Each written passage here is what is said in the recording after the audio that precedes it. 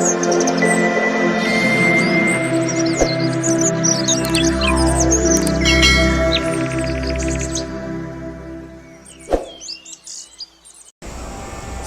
రామాయణ సప్తాహ మహోత్సవంలో ఈరోజు 4వ రోజు సరస్వతీ పుత్రులు అవధాన కళానిధి శతావధాని శ్రీ ఆముదాల మురళి గారిని వేదికపైకి సాదరంగా ఆహ్వానిస్తున్నాము. వారిని పుష్పమాలాంకుతులను చేయవలసిందిగా మన వెంకటముని గారిని పెద్దల వెంకటముని గారిని కోరుతున్నాము.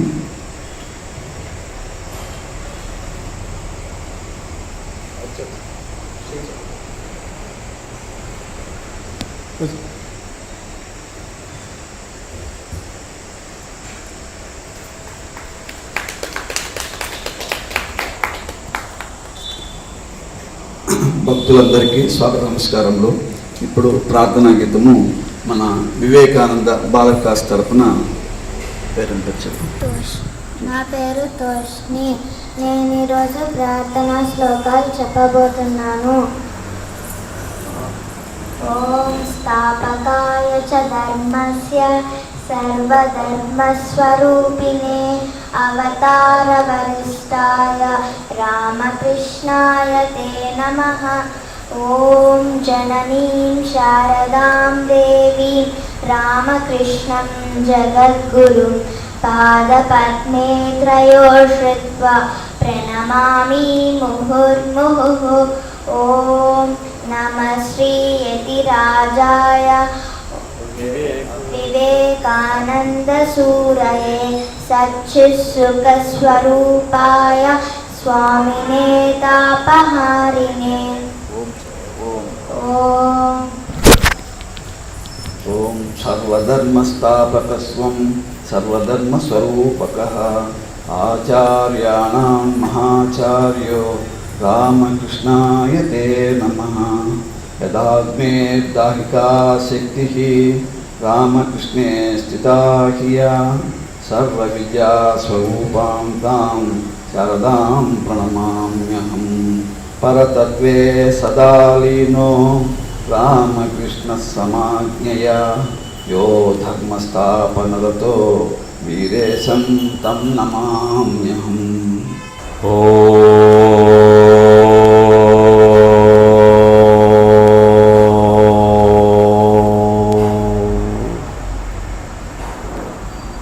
తం నమామి పరంజ్యోతిరవాంగ్మానసగోచరం ఉన్మూలయత్య విద్యాం యద్విద్యాం ఉన్మీలయత్యపి. శుక్లాంబరధరం విష్ణుం శశివర్ణం చతుర్భుజం ప్రసన్నవదనం ధ్యాయేత్ సర్వవిఘ్నోపశాంతయే.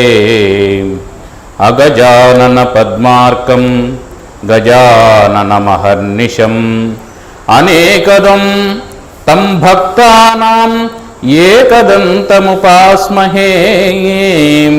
శారదా శారదాంభోజవదనా వదనాంబుజే సర్వదా సర్వదాస్మాకం సన్నిధి సన్నిధిం క్రియాత్. జ్ఞానానందమయం దేవం నిర్మలస్ఫటికాకృతిం ఆధారం సర్వవిద్యానాం హయగ్రీవముపాస్మహే. కూజంతం రామ రామేతి మధురం మధురాక్షరం ఆరుహ్య కవితాశాఖాం వందే వాల్మీకి కోకిలం. గోష్పదీకృతవారాసీం మశకీకృత రాక్షసం రామాయణ మహామాలారత్నం వందే అనిలాత్మజం. రామాయ రామభద్రాయ రామచంద్రాయ వేధసేం రఘునాథాయ నాదాయ సీతాయా పతయే నమః. నమోస్తు రామాయ సలక్ష్మణాయ దేవ్యై చ తస్యై జనకాత్మజాయై. నమోస్తు రుద్రేంద్రయమానిలేభ్యో నమోస్తు చంద్రార్కమరుద్గణేభ్యః. జగద్గురుం రామకృష్ణం జగన్మాతా చ శారదాం తచ్చిష్యం నరేంద్రం చ వందే వాగర్త సిద్ధయే.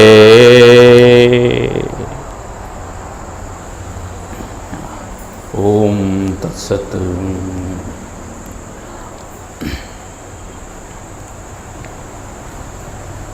శ్రీమద్ రామాయణ సప్తాహం మనం నిన్నటి వరకు అయోధ్యకాండ చివరి వరకు చెప్పుకున్నాం. సీతారామ లక్ష్మణులు దండకారణ్యంలోకి ప్రవేశించినటువంటి ఘట్టాన్ని మనం చెప్పుకున్నాం. అక్కడి నుంచి మునులు వాళ్లకు అతిథి సత్కారాలు చేస్తూ ఉన్నారు. ప్రవిశ్యతు మహారణ్యం దండకారణ్యమాత్మవాన్ దదర్శ రామో దుర్దర్శ తాపసాశ్రమ మండలం. రాముడు ఆ తపస్సులు చేసుకుంటూ ఉన్నటువంటి మహర్షుల యొక్క ఆశ్రమాలను, ఆశ్రమ సముదాయాన్ని చూసుకుంటూ రాముడు, లక్ష్మణుడు, సీత ముగ్గురు వస్తూ ఉన్నారు. సాధారణంగా మానవుని జీవితంలో అనేకమైనటువంటి ఆటంకాలు వస్తూ ఉంటాయి, కష్టాలు కలుగుతూ ఉంటాయి. అయితే ఆ కష్టాలన్నీ మన కర్తవ్యాలుగా గుర్తిస్తే అవి కష్టాలుగా అనిపించవు. మనం ఏదో ఒక ప్రత్యేకమైనటువంటి పని కోసం ఈ లోకంలో పుట్టాం అని అనుకుంటేనే మనం చేసేటువంటి ప్రతి పనికి మనం విలువ ఇవ్వగలుగుతాం. ఒకసారి ఒక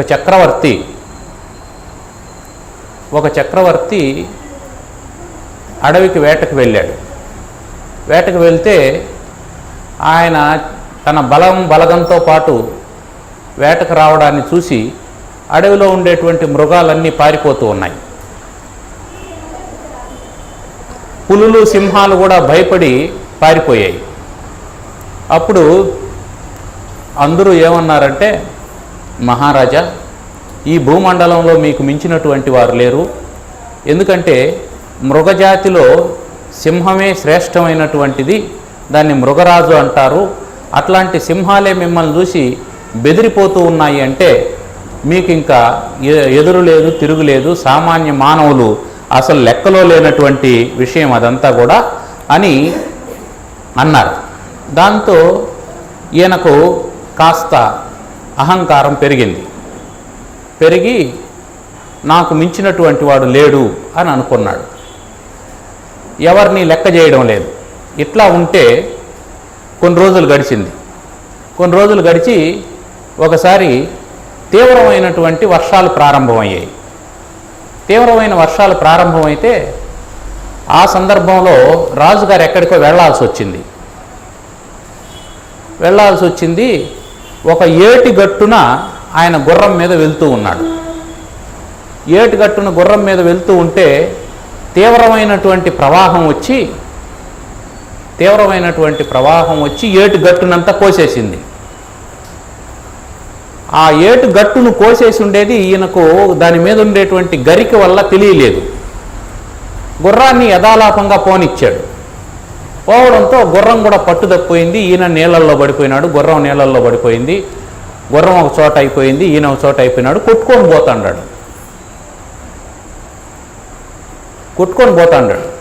అట్లా ఎంత దూరం కొట్టుకొని పోయినాడో తెలియదు పాపం. ఇక ప్రాణాల మీద ఆశలు లేవు. అతన్ని రక్షించడానికి ప్రయత్నం చేసినటువంటి వాళ్ళంతా భయపడిపోయారు. ఎందుకంటే ప్రవాహం పెద్దదిగా ఉంది. ప్రాణం మీద అందరికీ తీపి ఒకే రకంగా ఉంటుంది కదా. మన ప్రాణానికి ఏమీ కాదనుకున్నప్పుడు అవతల వాళ్ళ ప్రాణాలని కాపాడడానికి ప్రయత్నం చేస్తాం. మన ప్రాణాలకు ప్రమాదం ఉంది అనుకున్నప్పుడు అవతల వాళ్ళు పర్వాలేదులే అని వదిలేస్తాం. అట్లా వీళ్ళంతా గట్టు మీదనే ఉండిపోయారు. రాజు కొట్టుకొని పోతూ ఉన్నాడు. ఆ రాజ్యం దాటిపోయింది, ఆయన పరిధి దాటిపోయింది. కొత్త రాజ్యంలోకి ప్రవేశించినాడు. ప్రవేశిస్తే ఇక ప్రాణాల మీద ఆశ వదులుకొని ఏమైతే అది అయింది, ఎట్ట బ్రతికినటువంటి వాడిని నేను, ఇక నేను బ్రతకను అని చెప్పి అనుకుండే సమయంలో ఆ ప్రవాహంలో అట్లా కొట్టుకుపోతూ ఉంటే ఒక చెట్టు ఎట్టి విరిగి ఆ గట్టు మీద ఉండేటువంటి చెట్టు కింద కోసేయడంతో అది కొట్టుకొని వస్తుంది దీంతో పాటు. కాసేపటికి ఆ చెట్టు దొరికింది, దాన్ని పట్టుకొని కొంచెం దూరం వచ్చాడు. ఎత్తు పళ్ళాలు ఉండే చోట ఆ పట్టు కూడా ఊడిపోయింది. ఆ ఊడిపోవడంతో ఏమైంది, ఆ చెట్టు ఇంకో వైపుకి వెళ్ళిపోయింది, ఈయన ఇంకో వైపుకి వచ్చాడు. వస్తూ వస్తూ అతనికి ఆ గట్టు మీద ఉండేటువంటి గడ్డి పరకలు కిందంతా ఇసుక కొట్టుకొని పోయింది, గడ్డి మాత్రమే ఉంది, అవి దొరికాయి. దాన్ని పట్టుకున్నాడు. దాన్ని పట్టుకొని ఆ రోజంతా అట్లే గడిపాడు. మరుసటి రోజుకు ఆ ఉధృతి కొంచెం తగ్గింది. ఆ గడ్డినే పట్టుకొని కొంచెం కొంచెం ఈదుకుంటూ గట్టు మీదకి వచ్చి పైకెక్కాడు. పైకెక్కిన తర్వాత ఆలోచన చేశాడు, ఇంత చక్రవర్తిని నేను, ఈ గడ్డి నన్ను కాపాడింది, నన్ను నేను కాపాడుకోలేనటువంటి నా పరాక్రమం ఎందుకు, నా శౌర్యం ఎందుకు, కాబట్టి ఎవరు గొప్పవాళ్ళు, నేను గొప్ప గడ్డి గొప్ప అని ఆలోచన చేశాడు. చివరికి అతనికి అర్థమైంది ఏంటంటే, మనం ఇంతకాలం భ్రమల్లో ఉన్నాం, మనం గొప్ప అది చేస్తాం ఇది చేస్తాం అని అనుకుంటూ ఉన్నాము, కానీ ఆ సమయం వచ్చినప్పుడు దేని పని అది చేస్తుంది. గడ్డి అది చాలా చిన్నది అని చెప్పి మనం అనుకుంటాము, ఒక చక్రవర్తిని కాపాడగలిగి రాజ్యానికి మళ్ళీ చక్రవర్తిని ఇవ్వగలిగినటువంటిది ఆ గడ్డి. అందువల్ల ఇది తక్కువ ఇది ఎక్కువ అని చెప్పడానికి వీల్లేదు, మనం అహంకరించడానికి వీల్లేదు. మన జీవిత ప్రయాణంలో ఎవరో ఒకరు ఎప్పుడో ఒకప్పుడు తారసపడుతూ ఉంటారు. అలా వచ్చిన వాళ్ళంతా ఏదో ఒక ప్రయోజనం కోసమే మన జీవితంలోకి వస్తారు. ఆ వచ్చినటువంటి వాళ్ళు ఆ పనిని పూర్తి చేసేసి వెళ్ళిపోతూ ఉంటారు. రామచంద్రుని జీవితం కూడా అట్లాంటిదే. రామచంద్రుడు మిగతా వాళ్ళ జీవితంలోకి రావడం కూడా అట్లాంటిదే. ఆయన అరణ్యానికి రావడానికి కూడా కారణం అదే. చాలా జీవితాల్లోకి ఆయన ప్రవేశించాల్సి ఉంది, చాలామందికి మోక్షాన్ని ప్రసాదించాల్సి ఉంది. అందుకనే ఆయన అరణ్యంలోకి అడుగుపెట్టాడు. అలా దండకారణ్యంలో మునుల ఆశ్రమంలోకి ప్రవేశించి వాళ్ళ అతిథి సత్కారాలన్నింటినీ తీసుకుంటూ ఒక్కొక్క ఆశ్రమాన్ని చూసుకుంటూ బయలుదేరి వెళ్తూ ఉన్నారు. సజ్జన సాంగత్యము, మహాత్ముల సేవ చాలా ముఖ్యమైనటువంటిది. పైగా ఏ మహాత్ముడినైనా సరే అతను పలానా చోట ఉండాడని తెలిసిన తర్వాత వెళ్ళి నమస్కారం చేసుకోకుండా వెళ్ళిపోతే దోషం వస్తుంది. వాళ్ళ వంశంలోనే వాళ్ళ పూర్వీకుల్లో మనం మొన్న చెప్పుకున్నాం, దిలీప మహర్షి, దిలీపుని కొడుకు భగీరథుడు అని చెప్పి అనుకున్నాం. ఆ దిలీపునికి ఇట్లాంటి సంఘటనే ఒకటి జరిగింది. ఆయన ఒకసారి ఇంద్రసభకు వెళ్ళాడు దిలీపుడు. వెళ్ళి తిరిగి వస్తూ అతని భార్య ఋతుమతి అయి ఉంది. ఋతుమతి అయినటువంటి భార్యను కలవకపోతే దోషం వస్తుంది గృహస్థుడైనటువంటి వాడికి. ఆ దోషం రాకుండా ఉండాలనేటువంటి ఉద్దేశంతో త్వరగా ఆయన వస్తూ ఆ కల్పవృక్షం నీడన విశ్రాంతి తీసుకుంటూ ఉన్నటువంటి కామధేనువును పట్టించుకోకుండా నమస్కారం చేయకుండా వచ్చేయడంతో ఆ దోషం వల్ల ఆయనకు సంతానం కలగలేదు. చాలా కాలం వరకు సంతానం కలగలేదు. చివరకు సంతానం ఎందుకు కలగలేదు అని కులగురువు అయినటువంటి వశిష్ఠుల వారిని అడిగితే ఆయన తన దివ్య దృష్టితో చూసి, నాయనా నువ్వు నందిని ఈ కామధేనువుకు అపచారం చేశావు, ఆ కామధేనువు చేసినటువంటి అపచారం పోవాలంటే దాని బిడ్డైనటువంటి నందినీదేనువు ఆశ్రమంలో ఉంది, దానికి సేవ చేసుకుంటే నీకు సంతానం కలుగుతుందని చెప్పి అంటే దిలీపుడు చాలా శ్రద్ధతో, ఆయన భార్య పేరు సుదక్షిణాదేవి, వాళ్ళిద్దరూ వశిష్ఠ మహర్షి ఆశ్రమానికి వెళ్ళి ఆయన ఎంత శ్రద్ధగా నందినీదేనువు సేవ చేశాడంటే అది పడుకుండేటప్పుడే పడుకుండేవాడు, అది తింటేనే ఈయన తినేవాడు, అది లేచి నిలబడితే ఈయన లేచి నిలబడేవాడు, అది దాన్ని మేతకు తీసుకెళ్ళేవాడు, అది నిల్చుకొని ఉన్నంతసేపు ఆయన నిల్చుకునే ఉండేవాడు, అది పడుకుంటే పడుకుండేవాడు. అంత శ్రద్ధగా సేవ చేస్తే ఒకసారి ఆ నందినీదేనువు ఈయన్ను పరీక్షించాలని ఒక పులిని సృష్టించింది. ఆ పులి నందిని దేనువును పట్టుకోబోయింది. పట్టుకోబోతే అయ్యో దేనువును ఆవును పులి పట్టుకుంటూ ఉంది అని ఈయన బాణం వేయబోయాడు. బాణం తీసి వేయబోతే కాళ్ళు చేతులు అట్లే స్తంభించిపోయాయి. బాణం అట్లే ఉండిపోయింది. విల్లులో నుంచి బాణం బయట రాలేదు. అప్పుడు ఆయన ప్రార్థన చేస్తే నందిని దేనువు ఆయన్ని అనుగ్రహించి నీకు సంతానం కలుగుతుంది అని చెప్పి పంపించింది. ఈ వంశంలో జరిగినటువంటి పూర్వ వంశం, తన వంశంలో జరిగినటువంటి ఈ విషయాలన్నీ తెలిసినటువంటి వాడు కనుక రాముడు ఏ మహాత్ముణ్ణి వదలడం లేదు. ఎందుకు? మహాత్ములైనటువంటి వాళ్ళకి నమస్కారం చేయకుండా వెళ్తే మళ్ళీ అట్లాంటి దోషం ఏదో కలిగే ప్రమాదం ఉంది. అందుకని పూర్వం జరిగినటువంటి దాన్ని, అందుకే మనం పెద్దలు ఏం చేయాలంటే పిల్లల్ని దగ్గర కూర్చోబెట్టుకొని కొత్త కొత్త కథలేం చెప్పాల్సిన పనిలే, వాళ్ళు బతుకుని గురించి చెప్తే చాలు, పిల్లలు చక్కగా తయారైపోతారు. వాళ్ళు పడినటువంటి కష్టం మనమేం ఆలోచన చేస్తామంటే నేను పడినన్ని కష్టాలు నా బిడ్డ పడకూడదు అని అనుకుంటాం. వాళ్ళని కష్టపెట్టమని చెప్పలా, నువ్వు ఏం కష్టపడ్డావో అది చెప్పాలి. ఒక ఆయన ఇక్కడ నుంచి కాలూరు క్రాస్ వరకు నడిస్తే 5 రూపాయలు బస్ ఛార్జీ తగ్గుతుందని ప్రతిరోజు ఇక్కడ నుంచి అక్కడికి నడిచిపోయి అక్కడి నుంచి బస్సు ఎక్కి వెళ్తూ ఉంటాడు. ఆ విధంగా ఆయన సంపాదిస్తాడు. వాళ్ళ కొడుకు ఆ విధంగా నడవకూడదు అనుకొని ఆయనకు మోటార్ బైక్ కొనిస్తాడు కొడుక్కి. ఆయనేమో 100 కిలోమీటర్ల స్పీడ్తో వెళ్తాడు కొడుకేమో. ఈయన సంవత్సరాల తరబడి నడిచి పొదుపు చేసినటువంటి దాన్నంతా ఆయన 4 రోజుల్లో ఖర్చు పెట్టేస్తాడు. ఇప్పుడు ఆ పిల్లవాడికి ఆ డబ్బు విలువ ఎలా తెలుస్తుంది? వాళ్ళ తండ్రి ఏం చేయాలా, నాయన 5 రూపాయలు మిగలబెట్టడం కోసం నేను ఇక్కడ నుంచి కాలూరు క్రాస్ వరకు నడిచిపోయినానరా, అక్కడ పోయి బస్సు ఎక్కితే 5 రూపాయలు తగ్గుతుందని అనేది చెబితే వాడికి ఒకసారి కాకపోయినా ఒకసారి ఆ ఆలోచన వస్తుంది. అందువల్ల వాళ్ళకు రామాయణాలు భారతాలు మనం చెప్పే ఓపిక లేకపోయినా చెప్పలేకపోయినా కనీసం మనం బ్రతుకుని గురించి అయినా చెప్పాలి. అది కూడా చెప్పం మనం, ఎందుకంటే వాళ్ళతో గడపడానికే మనకు తీరిక ఉండదు. ఇంకా ఇంకా ఇంకా ఏమో చేయాలని చేస్తూ ఉంటాం. దానివల్లనే వాళ్ళకు డబ్బు విలువ తెలియకుండా పోతుంది. డబ్బు విలువే కాదు, తల్లిదండ్రుల విలువ కూడా తెలియకుండా పోతుంది. తల్లి అంటే మనం అడిగినటువంటి వంటకం చేసి పెట్టేదని, తండ్రి అంటే అడిగినప్పుడు డబ్బు ఇచ్చేవాడని ఇట్లా తయారైపోతారు. ఆ విధంగా తయారైతే మొదట్లో బాగానే ఉంటుంది. పిల్లలు మాటలు నేర్చుకునేటప్పుడు వాళ్ళ నాన్న ఏం చేస్తాడంటే మీ అమ్మని తిట్టురా అని అంటాడు. వాళ్ళ అమ్మని తిడతాడు, ఈయన నవ్వుతాడు. వాళ్ళ అమ్మ ఏం చేస్తుంది, మీ నాన్నని తన్నురా అంటాడు. వాడు పోయి వాళ్ళ నాన్నని తంతాడు, వాళ్ళ అమ్మ నవ్వుతుంది. నువ్వు నేర్పించింది ఇదే కదా. ఇప్పుడు వాడికి 25 ఏళ్ళు వచ్చినాయి. ఇప్పుడు వాళ్ళ అమ్మని తిడతాడు. ఇప్పుడు ఎందుకు ఏడుస్తావు చెప్పు? విత్తనం ఏమి వేసినావు, ఏమి చెట్టు మొలిచింది? వేప విత్తనాలు వేసి తీయని మామిడి పండ్లు కావాలంటే ఎక్కడి నుంచి కాస్తుంది? కాబట్టి మన బ్రతికేందో పిల్లలకు ఎప్పటికప్పుడు తెలిసేటట్టు చేయాలి. ఆ విధంగా చేయడం వల్ల ఏమవుతుందంటే వాళ్లకు జీవితం యొక్క విలువ తెలుస్తుంది. జీవితం యొక్క విలువ తెలియకుండా పిల్లల్ని పెంచితే వాళ్ళు రాముళ్ళు ఎట్టవుతారు, రావణాసురులు అవుతారు. కానీ కాబట్టి ప్రతి ఇంట్లోనూ ఒక రాముడు పుట్టాలి. పుట్టిన ప్రతి బిడ్డ రాముడు కావాలి. మన వాళ్ళేమో పిల్లవాడికి చిన్నప్పుడు కృష్ణుని వేషం వేస్తారు, వాడేమో రాముడిలాగా ఉండాలంటారు.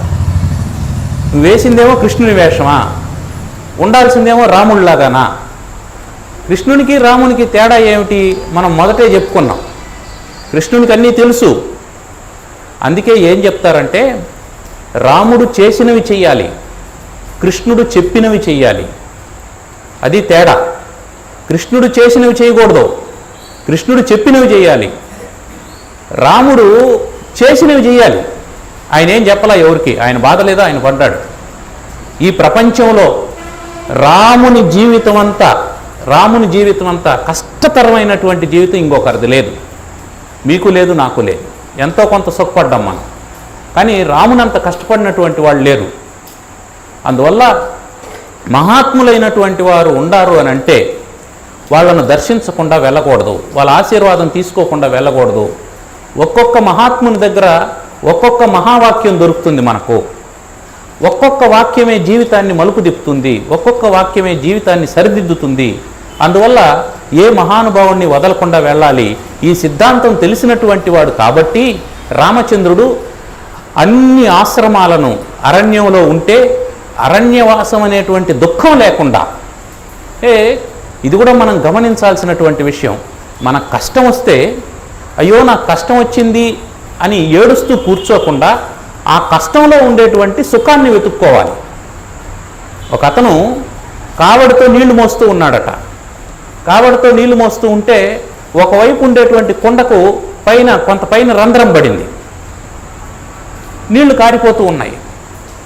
అతనికి కొత్త కుండ కొనుక్కునేంత శక్తి లేదు, ఏం చేయాలనో అర్థం కాలేదు. ఇక్కడ నుంచి గేట్లో నుంచి నీళ్లు తీసుకొని ఇంటికి పోయేలోపు సగం కొండే ఉంటుంది ఒక పక్కన, పైగా ఒక పక్కన నీళ్లు తగ్గిపోయేటప్పటికీ బరువు ఇంకొక పక్కన పెరుగుతుంది. అది కొంచెం ఇబ్బందిగా కూడా ఉంటుంది మోయడానికి. ఇట్లాంటి పరిస్థితిలో ఆయన ఏం చేశాడంటే ఒక పక్క ఈ రోడ్డుకి ఇటువైపు కొన్ని విత్తనాలు నాటుకుంటూ వెళ్ళాడట.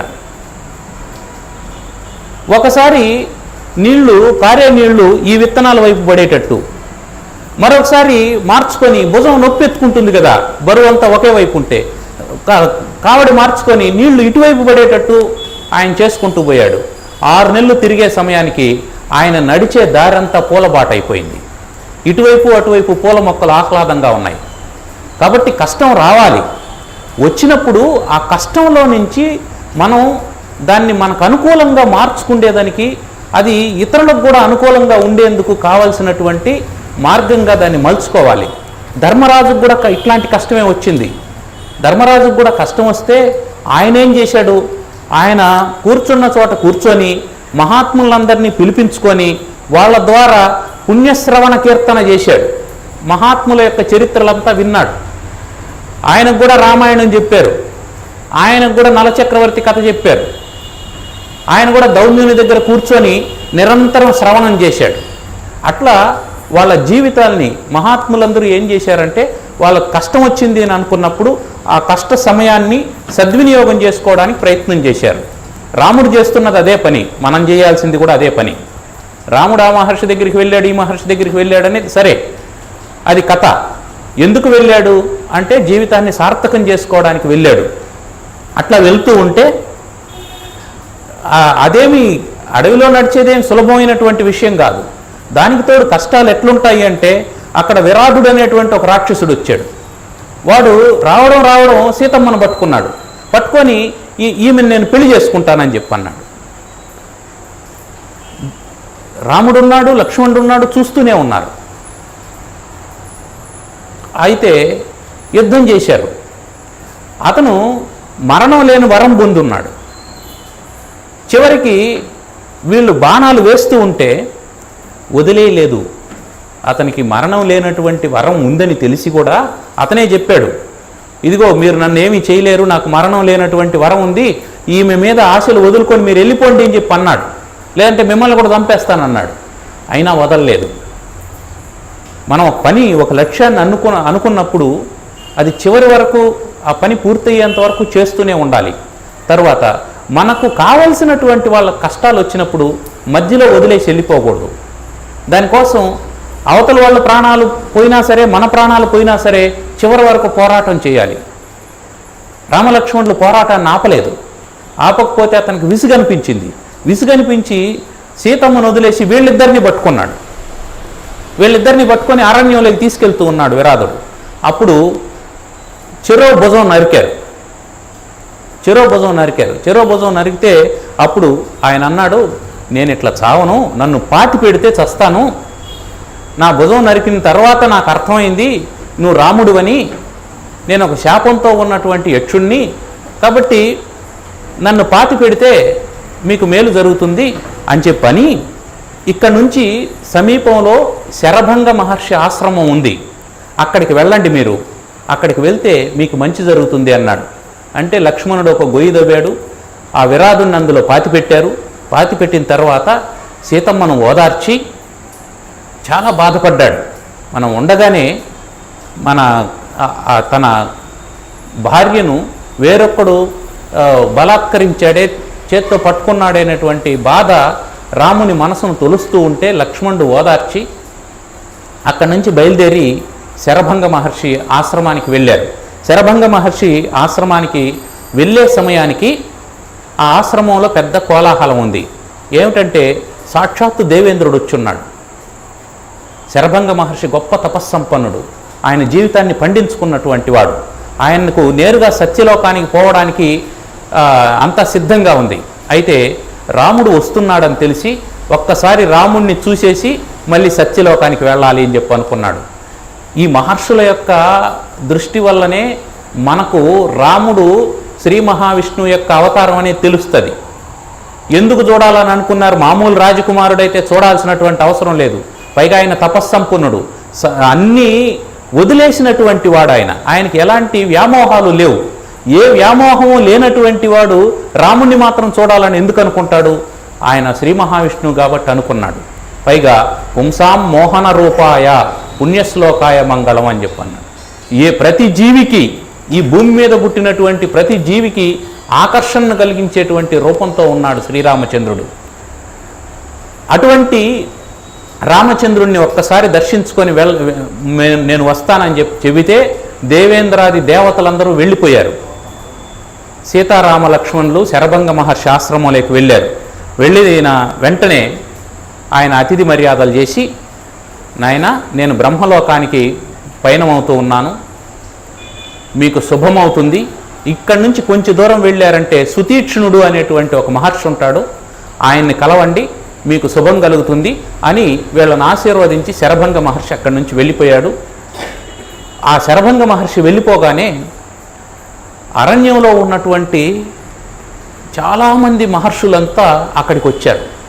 రాముడు వచ్చాడని తెలిసి వచ్చి వాళ్ళందరూ ఏం చెప్పారంటే, స్వామి రామచంద్ర, ఇక్కడ మేము తపస్సు చేసుకోలేకుండా పోతున్నాం, సాధన చేసుకోలేకుండా పోతున్నాం, ఎక్కడ చూసినా రాక్షసుల బెడదుంది, మా సాధనకు ఇబ్బంది కలిగిస్తున్నారు, మీరు ఎలాగైనా సరే వాళ్ళ ఆటంకాన్ని తొలగించాలా అని చెప్పి వాళ్ళందరూ వేడుకున్నారు.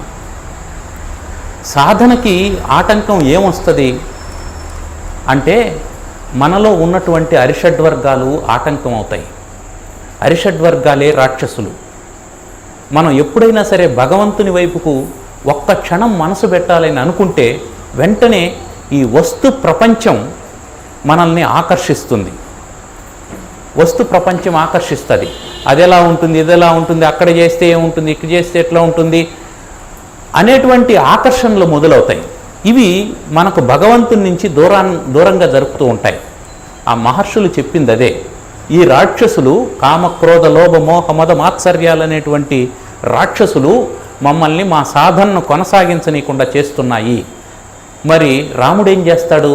మనం ప్రారంభంలోనే చెప్పుకున్నాం, రా అనేది అగ్నిబీజం అని.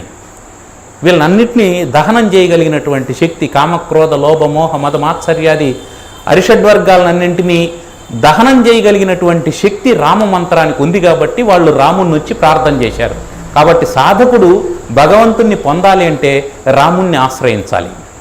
మనం ఒక కుండలో నీళ్లు పోయాలంటే ఆ కుండను నీటితోనే శుభ్రం చేయాలి. నేను స్పిరిట్తో శుభ్రం చేస్తానంటే ఆ నీళ్లు మళ్ళీ తాగలేం. శుభ్రం అయితే కావచ్చు, కానీ దాన్ని తాగలేం. అందువల్ల మన హృదయాన్ని రామనామంతో ఎప్పుడైతే శుభ్రం చేస్తామో అప్పుడు రాముడు కొలువై ఉంటాడు. అందుకని మహర్షులందరూ వచ్చారు. మహర్షులందరూ వచ్చి ఈ విధంగా మీరు చేయాలి అంటే అలాగే వస్తానని చెప్పి అన్నాడు. వస్తానని చెప్పని అక్కడి నుంచి ఆ సుతీక్ష్ణ మహర్షి ఆశ్రమానికి సీతారామ లక్ష్మణులు బయలుదేరి వెళ్ళారు. ఆ సుతీక్ష్ణ మహర్షి కూడా, ఆయన కూడా స్వర్గానికి వెళ్ళడానికి సిద్ధంగా ఉన్నటువంటి వాడు. ఆయన కూడా వీళ్ళ కోసమే ఎదురు చూస్తూ ఉన్నాడు. ఎంత సాధన చేసినటువంటి వారో వాళ్ళు. అట్లాంటి మహాత్ములను ఒక్కసారి దర్శించుకుంటే మనకున్నటువంటి ఆటంకాలు ఉంటాయా? రాముడు గెలవడానికి వీళ్ళందరి తపశ్శక్తి కారణం, వీళ్ళందరి తపశ్శక్తి, వీళ్ళందరి ఆశీర్వాదం కారణం. అంటే మళ్ళీ ఏందండి భగవంతునికి వీళ్ళ ఆశీర్వాదం ఏమిటి అని అంటే అని కాకుండా మనం అతన్ని ఒక రాజకుమారుడిగా చూసుకున్నప్పుడు వీళ్ళందరి తపశ్శక్తి కారణం అవుతుంది అనేది మనం ఆలోచన చేయాల్సినటువంటి విషయం. సుతీక్ష్ణుని దగ్గరికి వెళ్ళారు. ఆ పూట అక్కడ ఉన్నాడు. సుతీక్ష్ణుణ్ణి అడిగాడు, స్వామి మేము ఇక్కడ ఉండాలని అనుకుంటున్నాం, మాకు ఆశ్రమ నిర్మాణానికి అనువైనటువంటి ప్రదేశాన్ని చెప్పండి అని చెప్పంటే, మీరు మా ఆశ్రమంలోనే ఉండండి అని చెప్పి అన్నాడు. మా ఆశ్రమంలోనే ఉండండి అంటే ఆయన ఏమన్నా అంటే, రామచంద్రుల వారు నాకు రాక్షస సంహార కార్యం ఉన్నది, నేను ఇక్కడే ఉండలేను, నేను వెళ్ళాల్సి ఉంటుంది అని చెప్పంటే, సరే అయితే మళ్ళీ మీ కార్యక్రమాలన్నీ పూర్తయిన తర్వాత ఇక్కడికి రండి అని చెప్పాడు. చెప్పి ఆయన బయలుదేరాడు. సీతారామ లక్ష్మణులు సుతీక్ష్ణుని ఆశ్రమం నుంచి బయలుదేరి వెళ్తూ ఉన్నారు. అప్పుడు సీతమ్మ రామచంద్రునితో అనింది, ఏమండి మీరు తాపస వృత్తిలో ఉన్నారు, మునులతో కలుస్తూ ఉన్నారు, ఆశ్రమాలకు వెళ్తూ ఉన్నారు, మీలో మీరు విల్లమ్ములు ధరించి మీకు ఏమాత్రం సంబంధం లేనటువంటి వాళ్ళని చంపుతూ ఉన్నారు. ఇది హింస కదా. ఆ రాక్షసునికి మీకు ఏం సంబంధం, ఎందుకు చంపుతున్నారు అని అంటే, అప్పుడు రాముడు ఆ రహస్యాన్ని చెప్పాడు. నేను వచ్చిందే ధర్మ సంస్థాపన కోసం వచ్చాను. ధర్మ సంస్థాపన జరగాలంటే యజ్ఞయాగాదులు జరగాలి. యజ్ఞయాగాదులు తపస్సులు నిర్విఘ్నంగా జరగాలంటే ఈ మహర్షులంతా ప్రశాంతంగా తపస్సు చేసుకోవాలి. అలా వాళ్ళు తపస్సు చేసుకోవాలంటే వాళ్ళని ఇబ్బంది పెడుతూ ఉన్నటువంటి రాక్షసుల్ని సంహరించడం నాకు క్షత్రియ ధర్మం అవుతుందే కానీ అది పాపం కాదు అని ఆమె చెప్పింది. ఆమెకు సీతాదేవికి రామచంద్రుడు చెప్పాడు. అంటే ఒక ఇల్లాలు భర్త ఏదైనా చేయకూడని పని చేస్తూ ఉన్నాడని అనిపించినప్పుడు ధైర్యంగా మీరు చేస్తున్నది తప్పు అని చెప్పాలి. ఆ తర్వాత అతను చెప్పేటువంటి సమాధానం సరైనదైతే ఊరుకోవాలి, మళ్ళీ దాన్ని రెట్టించకూడదు. అది సీతమ్మ చేసినటువంటి పని, ఉత్తమ ఇల్లాలు చేయాల్సినటువంటి పని. రాముడే కాదని చెప్పలేదు, ఆమె పతివ్రత శిరోమణి, ఆయన మాటకి ఎప్పుడు ఎదురు చెప్పలేదు. కానీ ఆమెకు మీరు పాపం చేస్తున్నారేమో అని అనిపించింది, అందుకని వెంటనే చెప్పింది. అయితే రాముడు చెప్పినటువంటి సమాధానంతో సీతమ్మ తృప్తి చెందింది. వాళ్ళు అక్కడి నుంచి వెళ్ళి చాలామంది రాక్షసుల్ని సంహరించారు. ఆ తర్వాత వస్తూ వస్తూ మళ్ళీ సుతీక్ష్ణ మహర్షి ఆశ్రమానికి వచ్చారు. దాదాపు చాలా కాలం పాటు అక్కడ ఉన్నారు. ఈ మొత్తం కాలం అంతా 10 సంవత్సరాలు అయిపోయింది. 14 సంవత్సరాల అరణ్యవాస కాలంలో 10 సంవత్సరాలు పూర్తయిపోయింది. ఆ పూర్తయిపోయిన తర్వాత అక్కడి నుంచి వాళ్ళు అగస్త్య మహర్షి ఆశ్రమానికి వెళ్ళారు. అగస్త్యుడు గొప్ప తపస్సంపన్నుడు. పూర్వం వాతాపి ఇల్వలుడు అనేటువంటి 2 రాక్షసులు ఉండేవారు. వాళ్ళు ఎట్లాంటి వాళ్ళు అంటే, ఆ దారిన ఎవరైనా వెళ్తూ ఉంటే వాళ్ళను భోజనానికి పిలిచేవాళ్ళు. వాతాపి ఒక బ్రాహ్మణ వేషం వేసుకునేవాడు. వాతాపిని ఒక మేక వేషం వేయించేవాడు. ఇల్వలుడేమో బ్రాహ్మణ వేషంలో ఉండేవాడు. ఆ వచ్చినటువంటి వాళ్ళకి ఈ మేకను వండి పెట్టేవాళ్ళు. వాళ్ళు తిన్న తర్వాత వాతాపి బయటకు రా అనేవాడు ఇల్వలుడు. అంటే అతని తిన్నవాడి పొట్టను చీల్చుకొని ఈయన బయట వచ్చేసేవాడు. ఆ విధంగా వచ్చినటువంటి వాడు చనిపోయేవాడు, అతిథిగా వచ్చినటువంటి వాడు. అతన్ని వీళ్ళు భోంచేసేవాళ్ళు. ఈ విధంగా జరుగుతూ ఉంటే అగస్త్యుడు వచ్చాడు.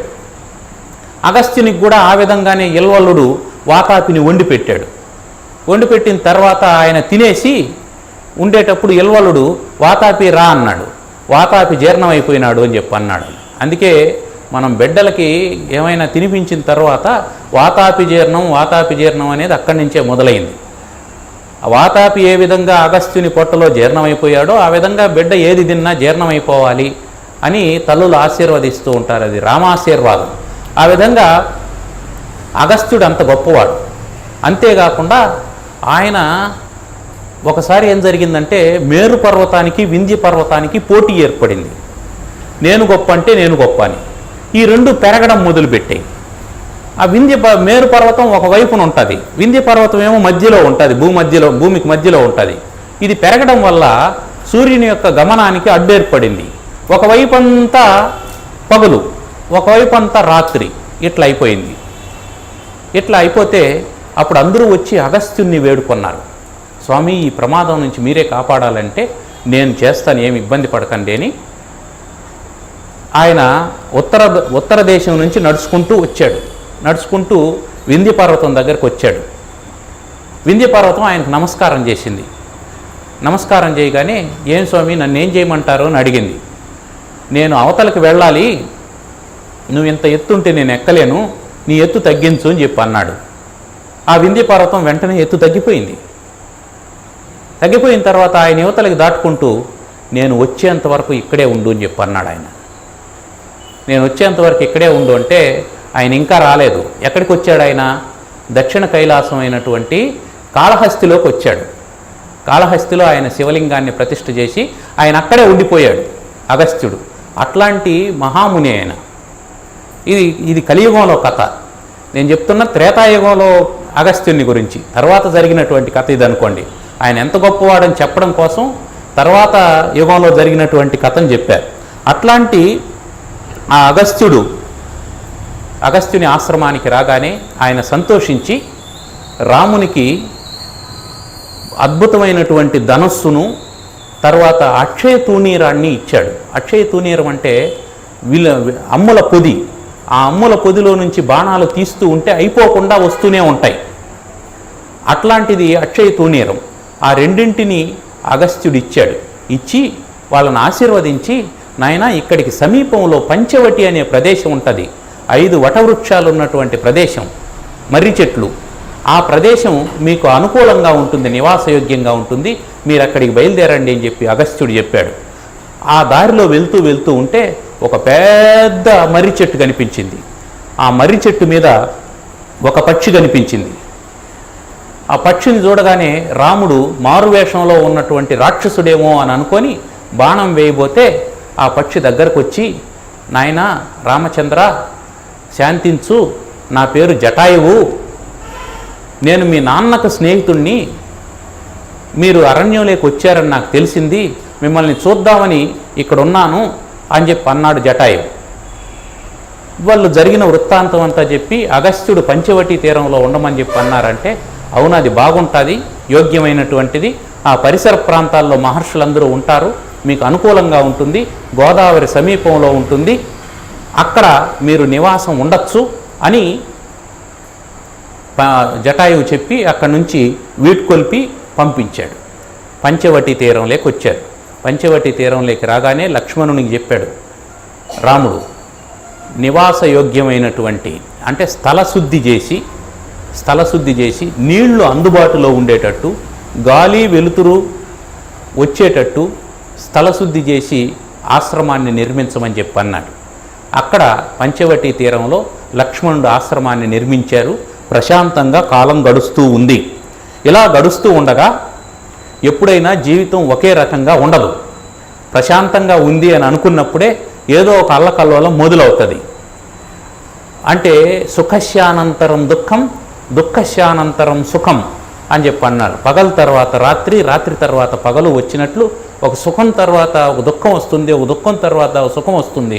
సుఖం వచ్చినప్పుడు ఇది శాశ్వతం అని అనుకోకూడదు, అట్లాగే దుఃఖం వచ్చినప్పుడు కూడా ఇది శాశ్వతం అని అనుకోకూడదు. సుఖం వచ్చినప్పుడు ఇది పోతుంది అని జాగ్రత్తగా ఉండాలి, దుఃఖం వచ్చినప్పుడు ఇది పోతుంది అని సంతోషంగా ఉండాలి. కాబట్టి ఉన్నట్టుండి ఏం జరిగింది, మనం రెండో రోజు కథలో చెప్పుకున్నాం. రామాయణం అంటే స్త్రీల చరిత్ర అని. ఇక కథ ప్రశాంతంగా ఉంది అనుకున్న ప్రతిసారి రామాయణాన్ని మలుపు తిప్పడానికి ఎవరో ఒక స్త్రీమూర్తి వస్తారు. ఆ స్త్రీమూర్తి కారణం చేతనే మలుపు తిరుగుతుంది. మనం ఇప్పటి వరకు జరిగినటువంటి కథలో మందరను, కైకను చూశాం. ఇప్పుడు కథను మలుపు తిప్పబోతూ ఉన్నటువంటి స్త్రీమూర్తి శూర్పణఖ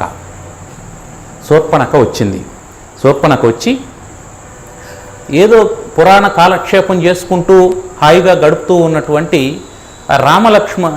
సీతారామ లక్ష్మణులను శూర్పణఖ చూసింది.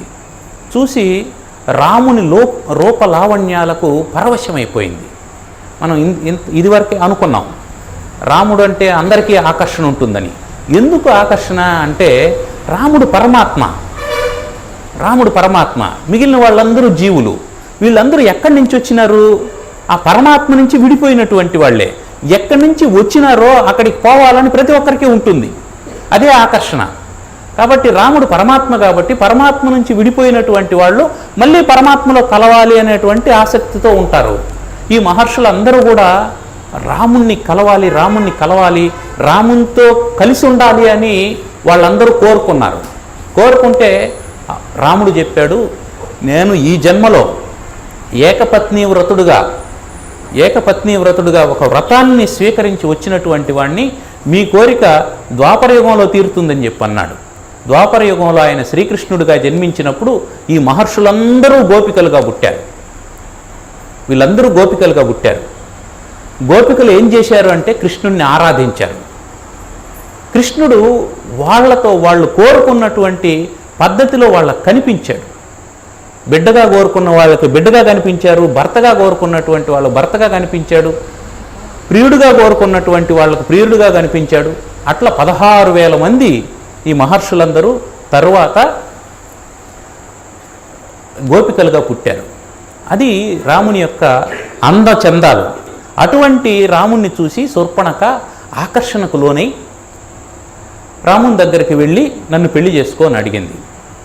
అడిగితే, చూస్తున్నావు కదా నాకు పక్కన భార్య ఉంది, నేను ఎట్లా పెళ్లి చేసుకుంటున్నాను, అక్కడున్నాడు మా తమ్ముడు లక్ష్మణుడు, వాడు కూడా అందంగానే ఉంటాడు, అతనేమైనా చేసుకుంటాడేమో అడగరాదు అని చెప్పాను.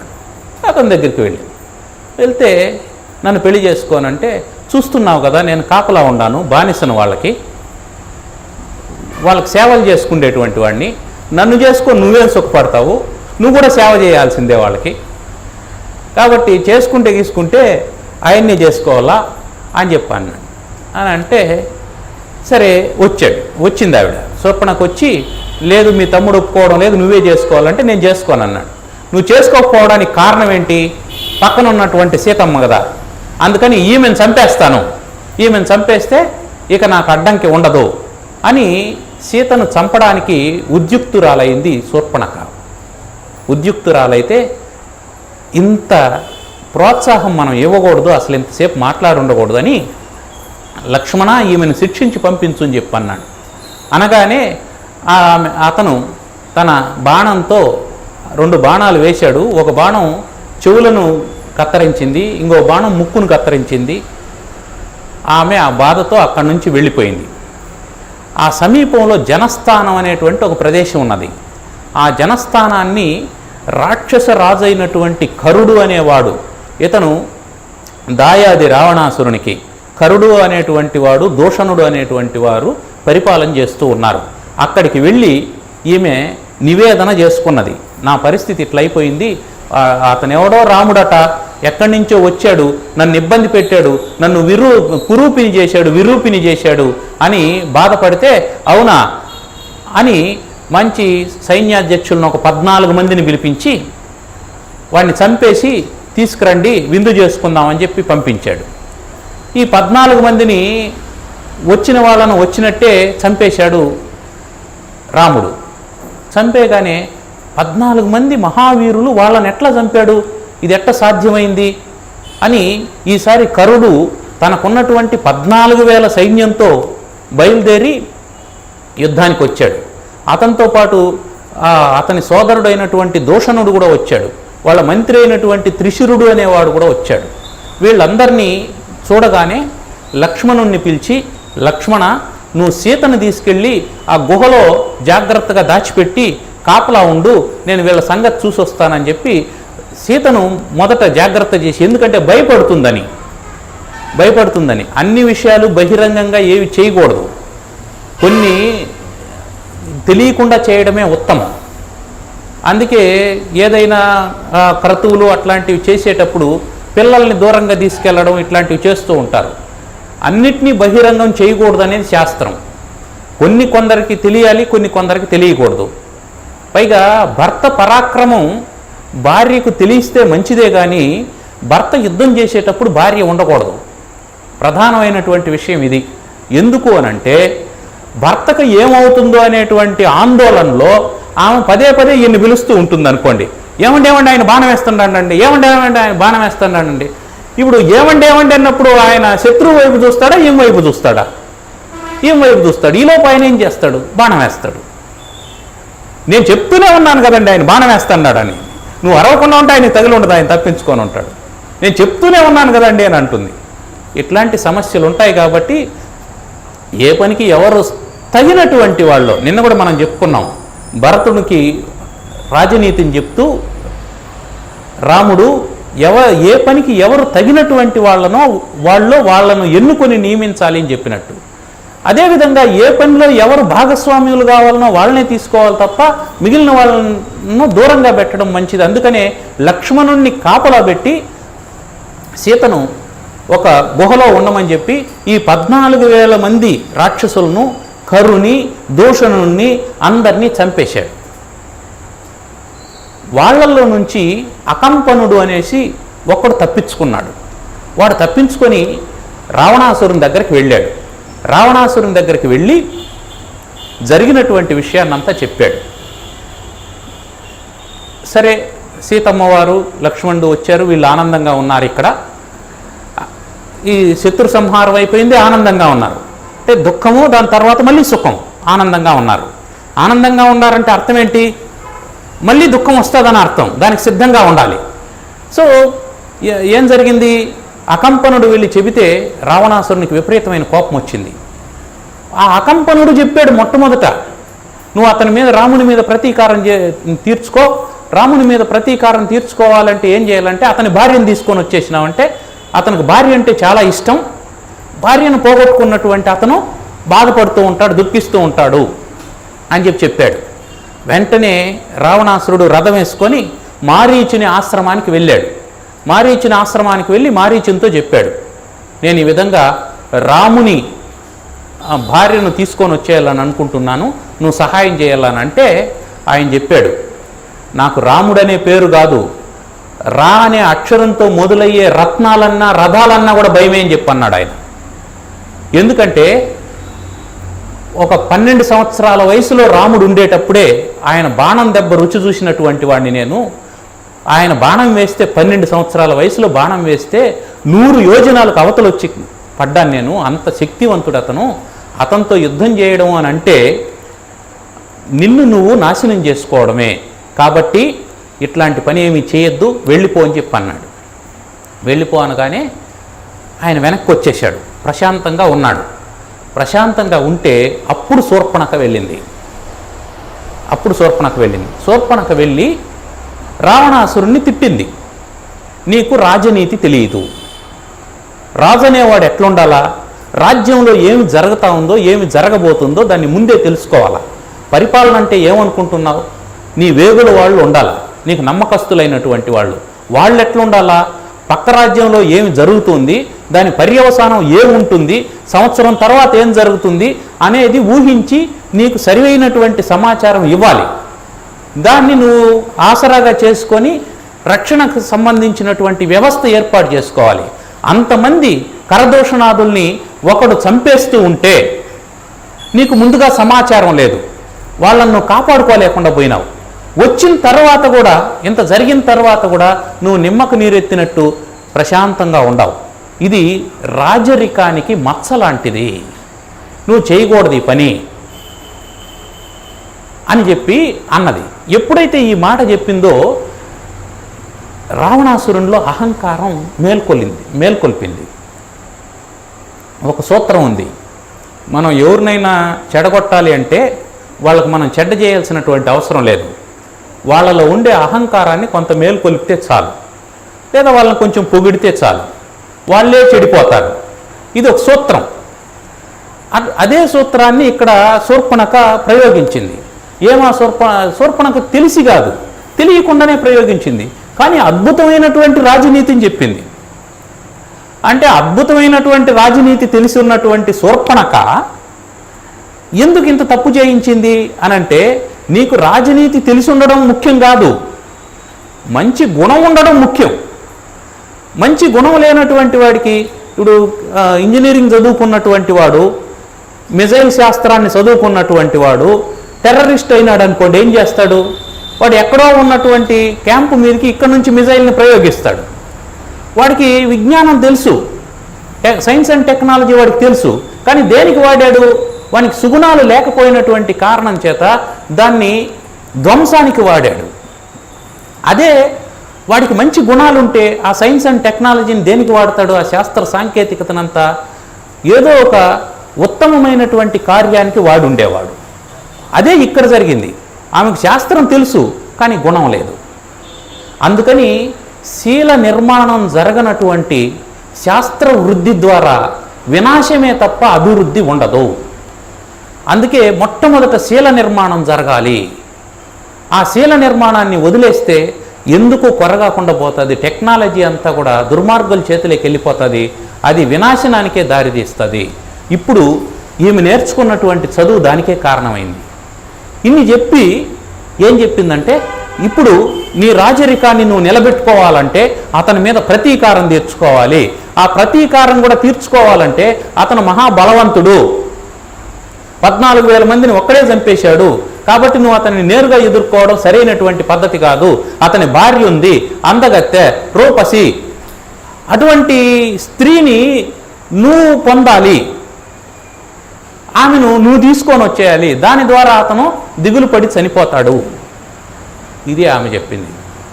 ఈ పర్యాయం మళ్ళీ మారీచుని దగ్గరకు వచ్చాడు. మారీచుని దగ్గరకు వస్తే మారీచుడు మళ్ళీ చెప్పాడు, వద్దు, నీకు ఎవరు చెప్పారో ఏమో నాకు తెలియదు. ఇది చాలా చాలా ఇబ్బందికరమైనటువంటి విషయం. పైగా నీ వైపు ధర్మం లేదు. ఇది ధర్మం కాదు. నీకు స్త్రీలు లేకుండా పోలేదు, అంతఃపురం నిండా స్త్రీలు ఉన్నారు. ఇది ధర్మము కాదు. వేరే వాళ్ళ స్త్రీని తీసుకురావాలని చెప్పి అంటూ ఉన్నావు. నువ్వు నిజమైనటువంటి క్షాత్రం ఉన్నటువంటి వాడైతే, పరాక్రమం ఉన్నటువంటి వాడైతే దండెత్తి యుద్ధానికి పో. యుద్ధ రంగంలో నువ్వు అతను తేల్చుకో. నువ్వు ప్రతీకారం తీర్చుకోవాలనుకుంటే అది పద్ధతి, కానీ ఇది పద్ధతి కాదు అని చెప్పి అన్నాడు. అంటే ఇది రాజాజ్ఞ, నువ్వు ధిక్కరించడానికి వీలు లేదు అని చెప్పి అన్నాడు. అంటే అకంపనుడు చెప్పినప్పటికీ, శూర్పణఖ చెప్పినప్పటికీ రావణుని మానసిక స్థితిలో వచ్చినటువంటి మార్పు చూశారా? అకంపనుడు మామూలుగా చెప్పాడు, శూర్పణఖ ఏం చెప్పింది? రాజనీతి అంతా చెప్పింది. ఈ రాజనీతి అంతా చెప్పేటప్పటికి శూర్పణఖ ఏం చెప్పినా నిజమే అనేటువంటి నమ్మకం ఏర్పడింది. అంటే ముందుగా నమ్మకాన్ని ఏర్పాటు చేసి అటు తర్వాత తప్పుదారి పట్టించింది. అది గుర్తుపెట్టుకోవాలి మనం. అందుకని మాట్లాడకూడనటువంటి విషయాలు, స్థాయికి మించినటువంటి విషయాలు ఎవరైనా మాట్లాడుతున్నారు అంటే మనం జాగ్రత్తగా ఉండాలి. ఇవి వారి అనుభవం కాదు, వారు శృత పాండిత్యంతో మాట్లాడుతున్నారని మనం జాగ్రత్తగా ఉండాలి. వినదగునెవ్వరు చెప్పినా అయితే వినినంతనే వేగపడక వివరింపదగున్ అన్నాడు. ఆ విషయాన్ని మనం గుర్తుపెట్టుకోవాలి.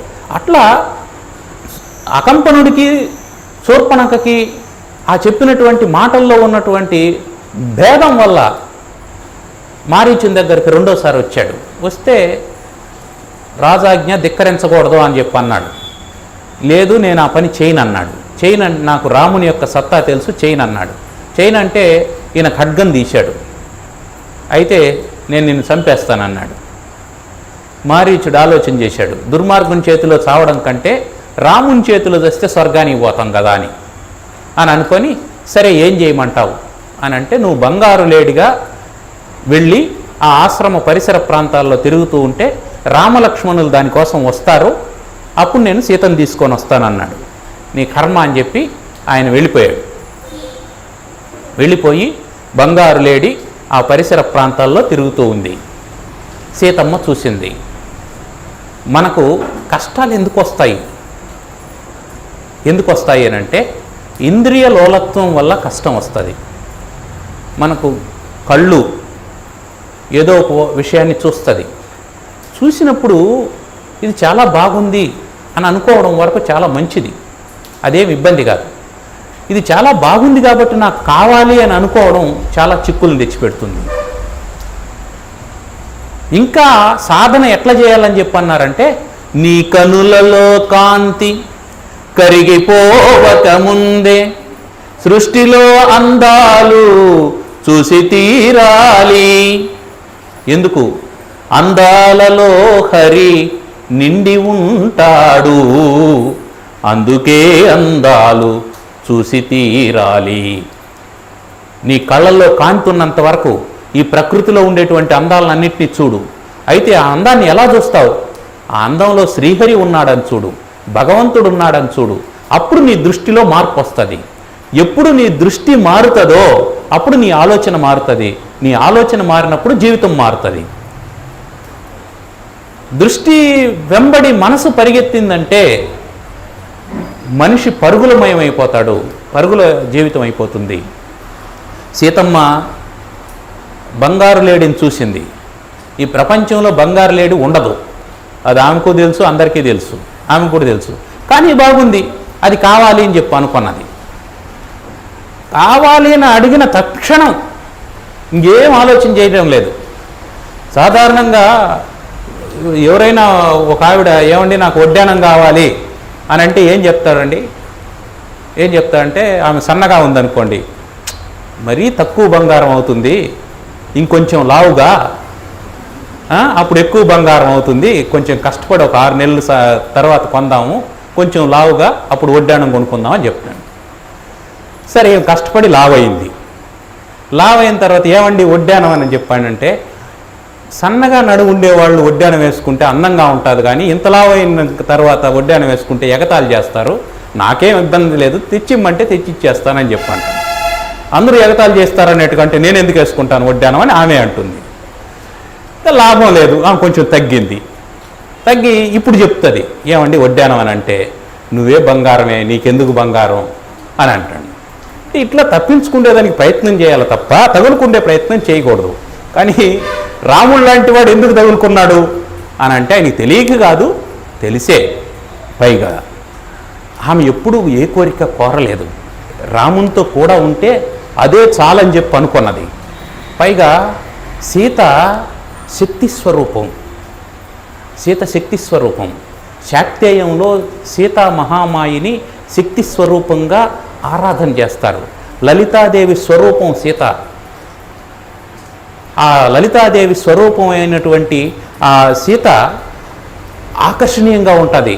ఆమె ఎవరినైనా ఈ పని చెయ్యి అని చెప్పి అంటే ఆ పని చేసి తీరాల్సిందే. ఎందుకు? ప్రపంచాన్ని అంతా శాసించేది శక్తి కాబట్టి.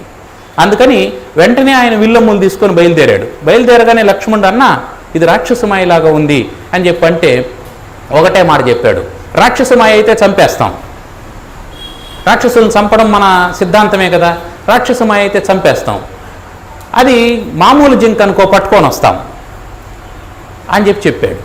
ఇంకేం చెప్పలేకుండా పోయాడు. సరే జాగ్రత్తగా కాపలా ఉండు, ఎట్టి పరిస్థితుల్లోనూ ఈ కుటీరాన్ని దాటి బయటకు రాకు అని చెప్పి లక్ష్మణునికి చెప్పి ఈయన బయలుదేరాడు. ఆ జింక పరిగెడుతూ ఉంది. బంగారం లాంటి భర్తను కాదని బంగారు లేడిని కోరుకున్నది. దాని పర్యవసానం ఇట్లే ఉంటుంది. మొగుడు కావాలన్నా బంగారం కావాలన్నా అంటే మొగుడు ఎందుకు బంగారం చాలని అంటే ఇట్లే ఉంటుంది వ్యవహారం. కాబట్టి ఏది శ్రేష్టమైనటువంటిది అంటే వస్తువు ఎప్పుడు శ్రేష్టమైంది కాదు.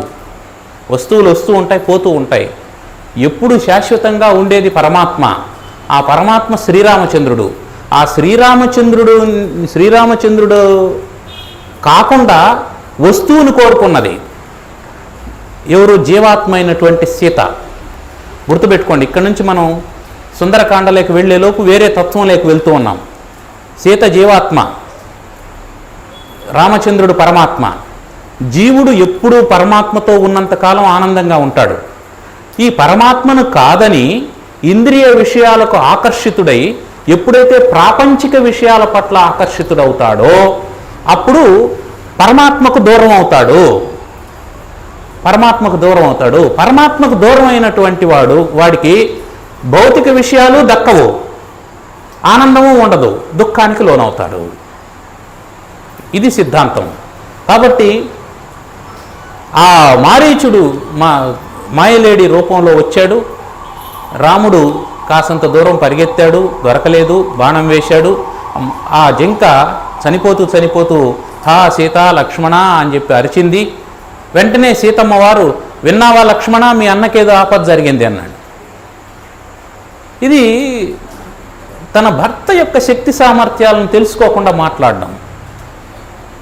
తన భర్త ఎంత శక్తివంతుడనేది భార్యకు తెలియదు. సాధారణంగా అది సహజంగానే ఉంటుంది. ఆయనేమో బయట పెద్ద పెద్ద వేదికల మీదకి ఇదిగో ఇట్లా ఉపన్యాసాలంతా ఇస్తూ ఉంటాడు. ఇంటికి పోయిన తర్వాత భార్య చెప్పే ఉపన్యాసాలు వింటూ ఉంటాడు. కాబట్టి భార్యలకు భర్త ఎంత గొప్పవాడైనా ఇంటికి వచ్చిన తర్వాత నేను చెప్పింది వినేవాడే కదా అనేటువంటి భావన ఉంటుంది. సీతమ్మ భావన కూడా అదే. ఏమిటి, రాముడు ఎంత గొప్పవాడనేది తాత్కాలికంగా మర్చిపోయింది. ఆ మాట వినగానే ఏదో ఆపద జరిగింది అని చెప్పన్నది. ఈ భావన ఎందుకు వస్తుంది అంటే మోహము వల్ల, మాయ వల్ల అది క్రమ్ముతుంది. ఎప్పుడు నీకు వస్తు వ్యామోహం కలిగిందో వెంటనే మాయ ప్రవేశిస్తుంది. ఆ మాయ ప్రవేశించినటువంటి కారణం చేత సీతమ్మ వారు, లక్ష్మణ ఏదో ఆపద వాటిల్లింది, నువ్వు వెంటనే బయలుదేరు. తల్లి వద్దు, రాముడు నిరుపమానమైన పరాక్రమవంతుడు, ఆయన ఎదుర్కొనేటువంటి శక్తి లేదు, ఇదేదో రాక్షసమాయ, నువ్వు మనసులో ఏదో పెట్టుకొని ఈ మాట మాట్లాడుతున్నావు. హరిహరి సరే, ఇక్కడి నుంచి ఎట్టి పరిస్థితుల్లోనూ బయట రాకుండా ఉండని చెప్పి లక్ష్మణుడు బయలుదేరాడు. ఇవన్నీ మనకు తెలిసినటువంటి. బయలుదేరి రాముని దగ్గరికి వెళ్తూ ఉన్నాడు. ఈ సమయం కోసం ఎదురు చూస్తూ ఉన్నటువంటి రావణాసురుడు భిక్షు వేషధారి అయి వచ్చి భవతీ భిక్షాందేహి అన్నాడు. భోజనం పెట్టింది. నీ వృత్తాంతం ఏమిటి అని అడిగాడు. విదేహ రాజకుమార్తెను అని చెప్పి చెప్పింది. తర్వాత మీ వృత్తాంతం ఏమిటి స్వామి అని చెప్పి అడిగితే, నేను లంకాధీశుడైనటువంటి రావణాసురుణ్ణి, పులస్త్య బ్రహ్మ మనువుణ్ణి, విశ్రవసో బ్రహ్మ కుమారుణ్ణి, నువ్వు నాతో పాటు వచ్చేయి, నేను నిన్ను మహారాణిని చేస్తాను అని చెప్పాడు. చెబితే చిచి ఏం మాటలు మీరు మాట్లాడుతున్నది అంటూ ఉండగానే ఆయన నయం అయిపోయింది, ఇక భయం చూపించాడు. తన నిజస్వరూపాన్ని చూపించి ఆమెను బట్టి లాగి రథం మీద వేసుకొని తీసుకొని పోతూ ఉన్నాడు. తీసుకొని పోతుంటే ఆమె బిగ్గరగా అరుస్తూ ఉన్నది సీతమ్మ, ఎవరైనా కాపాడండి అని. జటాయువు విన్నాడు ఆ మాటలు. వచ్చి కాసేపు రావణాసురునితో ద్వంద్వ యుద్ధం చేశాడు. రావణాసురుడు చివరికి తన ఖడ్గం తీసుకొని జటాయువు రెక్కల్ని నరికేశాడు. సీతను తీసుకెళ్ళి ఆయన లంకా నగరం అంతా చూపించాడు. మొదట చూడు ఎంత వైభవోపేతంగా ఉందో నా నగరం, ఇంత గొప్ప నగరానికి స్వర్ణమయమైనటువంటిది లంక, ఎక్కడ చూసినా స్వర్ణ గోపురాలు, బంగారు కలశాలతో ఉన్నటువంటి నిర్మాణాలు, దీనికి నిన్ను మహారాణిని చేస్తాను అని అంటే ఆమె ఇవన్నీ తుచ్చమైనటువంటివి నా రాముని ముందర అని చెప్పి అన్నది. నా రాముని ముందర తుచ్చమైనటువంటివి ఇవన్నీ నేను ఎప్పుడు తెలిసింది? రాముడు దూరం అయినప్పుడు తెలిసింది. రాముడు దగ్గరుండగా తుచ్చమైనటువంటిది బంగారు జింక అని ఎందుకు అనుకోలేదు? అదే మాయ. ఆ మాయ వల్ల జీవుడు పరమాత్మకు దూరం అవుతూ ఉంటాడు. అట్లా ఆకర్షణ, ఏదైతే ఆకర్షణో అది రాక్షసత్వం. రాక్షసుడని శివుడు ప్రత్యేకంగా పుట్టడు. మనలో ఎప్పుడైతే కామక్రోధ లోభమోహాలు ప్రవేశిస్తాయో అప్పుడే మనలో రాక్షసులు ఉద్భవించారు అనేది మనం గుర్తుపెట్టుకోవాలి. అట్లా చూపించి చివరకు అశోకవనంలో తీసుకొని వచ్చి అమ్మవారిని పెట్టి అక్కడ కొంతమందిని కాపలా పెట్టి ఆయన 1 సంవత్సరం సమయం ఇచ్చి, ఈ సంవత్సరం రోజులు నీకు సమయం ఇస్తున్నాను, నువ్వు మనసు మార్చుకొని నన్ను పెళ్లి చేసుకోవాలి అని చెప్పి వెళ్ళిపోయాడు. ఇక్కడ లక్ష్మణుడు ఎదురుగా వస్తున్నాడు. రాముడు చూశాడు. అదేంటి లక్ష్మణ, నువ్వు వచ్చేస్తున్నావు? సీత ఒక్కటే ఉంది కదా పర్ణశాలలో, ఎందుకు వస్తున్నావు అసలు అని అంటే, నువ్వు అరిచావు కదా అన్నాడు. అవును, అరిచింది నేను కాదు, ఇది రాక్షసమాయని తెలిసే నేను త్వరగా వస్తూ ఉన్నాను అని చెప్పి అన్నాడు. అవును, నువ్వు రాకూడదని చెప్పినాను కదా, నా ఆజ్ఞను ఎందుకు ఉల్లంఘించి వచ్చావు అని అడిగాడు. అంటే సీతమ్మ తల్లి అన్నటువంటి మాటలు చెప్పాడు. చెబితే అప్పుడు ఆయన అన్నాడు, అలా జరిగినా కూడా ఇంకా కటువైనటువంటి మాటలు మాట్లాడినా నువ్వు నా ఆజ్ఞను దాటి రాకూడదు లక్ష్మణ, సరే పోదాంరా అని చెప్పి ఇద్దరు ఆశ్రమం దగ్గరికి వచ్చి చూశారు. ఇంకేముంది, ఆశ్రమంలో సీత లేదు. లేకపోయేసరికి లక్ష్మణుడు ఏమన్నా అంటే, అన్నా ఎక్కడో దాక్కొని ఉంటుంది మనల్ని ఆటబట్టించడం కోసం, లేదంటే నదిలోకి నీళ్లకు వెళ్ళి ఉంటుంది, వెతుకుదాంరా అని చెప్పి ఇద్దరు వెతకడం మొదలుపెట్టారు. సీత అని అరుస్తూ ఉన్నారు. మొత్తం ప్రతిధ్వనిస్తూ ఉంది అరణ్యం అంతా సీత అనేటువంటి మాటలు. మొదట మామూలుగా ప్రారంభమైనటువంటి ఆ సీత అనేటువంటి మాటలో మెల్లమెల్లగా దుఃఖం కలిసిపోతూ ఉంది. సీత కనిపించకపోయేసరికి రామునికి విపరీతమైనటువంటి దుఃఖం వస్తుంది. అయ్యో, ఇంత సుకుమారమైనటువంటి అమ్మాయి వద్దంటే అడవికి వచ్చింది, నేను కాపాడుకోలేకుండా పోయినానే, ఏమైపోయిందో, ఏ మృగాలు తీసుకుపోయాయో, ఏ రాక్షసుల మాయకు లోనైందో అని శోకతప్తుడై బాధపడుతూ విపరీతమైన కోపం వచ్చేసింది రామునికి. కోపం వచ్చి తన బాణాన్ని తీసుకున్నాడు. లక్ష్మణ, ఈ లోకాలంతా నేను ధ్వంసం చేస్తాను, నా సీత లేనటువంటి లోకం ఉండకూడదు అని చెప్పి అన్నాడు. అప్పుడు లక్ష్మణుడు, అన్న స్థిమితపడు, ఆవేశం పనికిరాదు. ఎందుకంటే ఆకలిగా ఉన్నప్పుడు, ఆవేశంతో ఉన్నప్పుడు ఏ నిర్ణయము తీసుకోకూడదు. ఆకలిగా ఉన్నప్పుడు తీసుకున్నటువంటి నిర్ణయము, ఆవేశంతో తీసుకునేటువంటి నిర్ణయము అనర్థాలకు దారితీస్తుంది. ఏదైనా ఒక నిర్ణయం తీసుకోవాలి, భోజనం టైం అయింది అనుకోండి, దాని గురించి మళ్ళీ మాట్లాడదాం, ముందు భోంచేద్దామని చెప్పాలి. ఆయన కోపంతో ఉన్నాడు, నువ్వు చెప్తావా లేదా అని అనకూడదు. లేదా ఆమె కోపంతో ఉంది, నువ్వేమంటావని అడగకూడదు. ఆయన కోపంతో ఉన్నాడని తెలియగానే మంచినీళ్ళు ఇవ్వాలి. నీళ్ళు తాగండి, మళ్ళీ మాట్లాడుకుందాం, కాఫీ తాగుతారా, టీ తాగుతారా అని అడగాలి. కాఫీతో పాటు వీలైతే 2 బజ్జీలో బోండాలో కూడా ఇవ్వాలి. ఆయన తింటూ ప్రశాంతంగా ఉన్నప్పుడు నేను చెప్పింది ఆలోచన చేయండి, మంచి కోసమే కదా, నేను వడ్డానం తెమ్మనింది ఎందుకు, నా కోసమా? అదొక ఆస్తి అవుతుంది మనకు. రేపు కాలంగానటువంటి కాలంలో మనకు అది సపోర్ట్గా ఉంటుంది అని అట్లా చెప్పాలి తప్ప, తెస్తావా లేదా వడ్డానం అని చెప్పంటే తేడా. ఆయన తెగేదాకా దేన్ని లాగకూడదు. అందువల్ల ఎలా చెప్పాలో అలా చెప్పాలి. ఆవేశంలో ఏ నిర్ణయమో తీసుకోకూడదు. ఆకలితో ఉండేటప్పుడు ఏ నిర్ణయమో తీసుకోకూడదు. బయట నుంచి వచ్చాడు ఆయన, ఆకలితో ఉన్నాడు. అప్పుడు ఏమండి, మా అమ్మ ఫోన్ చేసింది, మా నాన్న ఫోన్ చేశాడు, ఇవన్నీ చెప్పకూడదు. ఎటు నుంచి వచ్చాడు, మంచినీళ్ళు ఇవ్వండి, మీకు ఏం చేసి పెట్టమంటారు అని అడగండి. ఆయన ప్రశాంతంగా ఉన్న తర్వాత మళ్ళీ మా అమ్మ ఫోన్ చేసింది, మా నాన్న ఫోన్ చేశారు, రేపు వస్తున్నారు, మనం స్టేషన్కి వెళ్ళాలి, వాళ్ళని పిలుచుకోరావాలి, వాళ్ళ కోసం పలానా ఏర్పాట్లు చేయాలి అని చెప్పండి. ఆయన ఓకే అంటాడు. అట్లా కాకుండా ఆయన రాగానే మా అమ్మ నాన్న వస్తున్నారు, రేపు స్టేషన్కి వెళ్ళాలి, ఎలా పో అని చెప్పి అంటాడు. అంటే మా అమ్మ నాన్న అంటే గౌరవం లేదా అని ఏమంటుంది. గౌరవం లేదా, ఏం లేదని చెప్పి ఆయన ఏదో అంటాడు, గొడవ అవుతుంది. వాళ్ళ అమ్మ నాన్న వస్తారు, వీళ్ళు మూతి ఒకవైపు వీపు ఒకవైపు పెట్టుకొని ఉంటారు. పాపం వచ్చినటువంటి వాళ్ళు వీళ్ళని చూసి బాధపడతారు. ఎందుకు చేయాలి ఇట్లా? 2 నిమిషాలే, కోపం తగ్గేంత వరకు ఉండాలి, ఆకలి తగ్గేంత వరకు ఉండాలి. కాబట్టి ఏ నిర్ణయం కోపంలో తీసుకోకూడదన్నా అని చెప్పి ఆగ్రహావేశాలను ఆపుకో.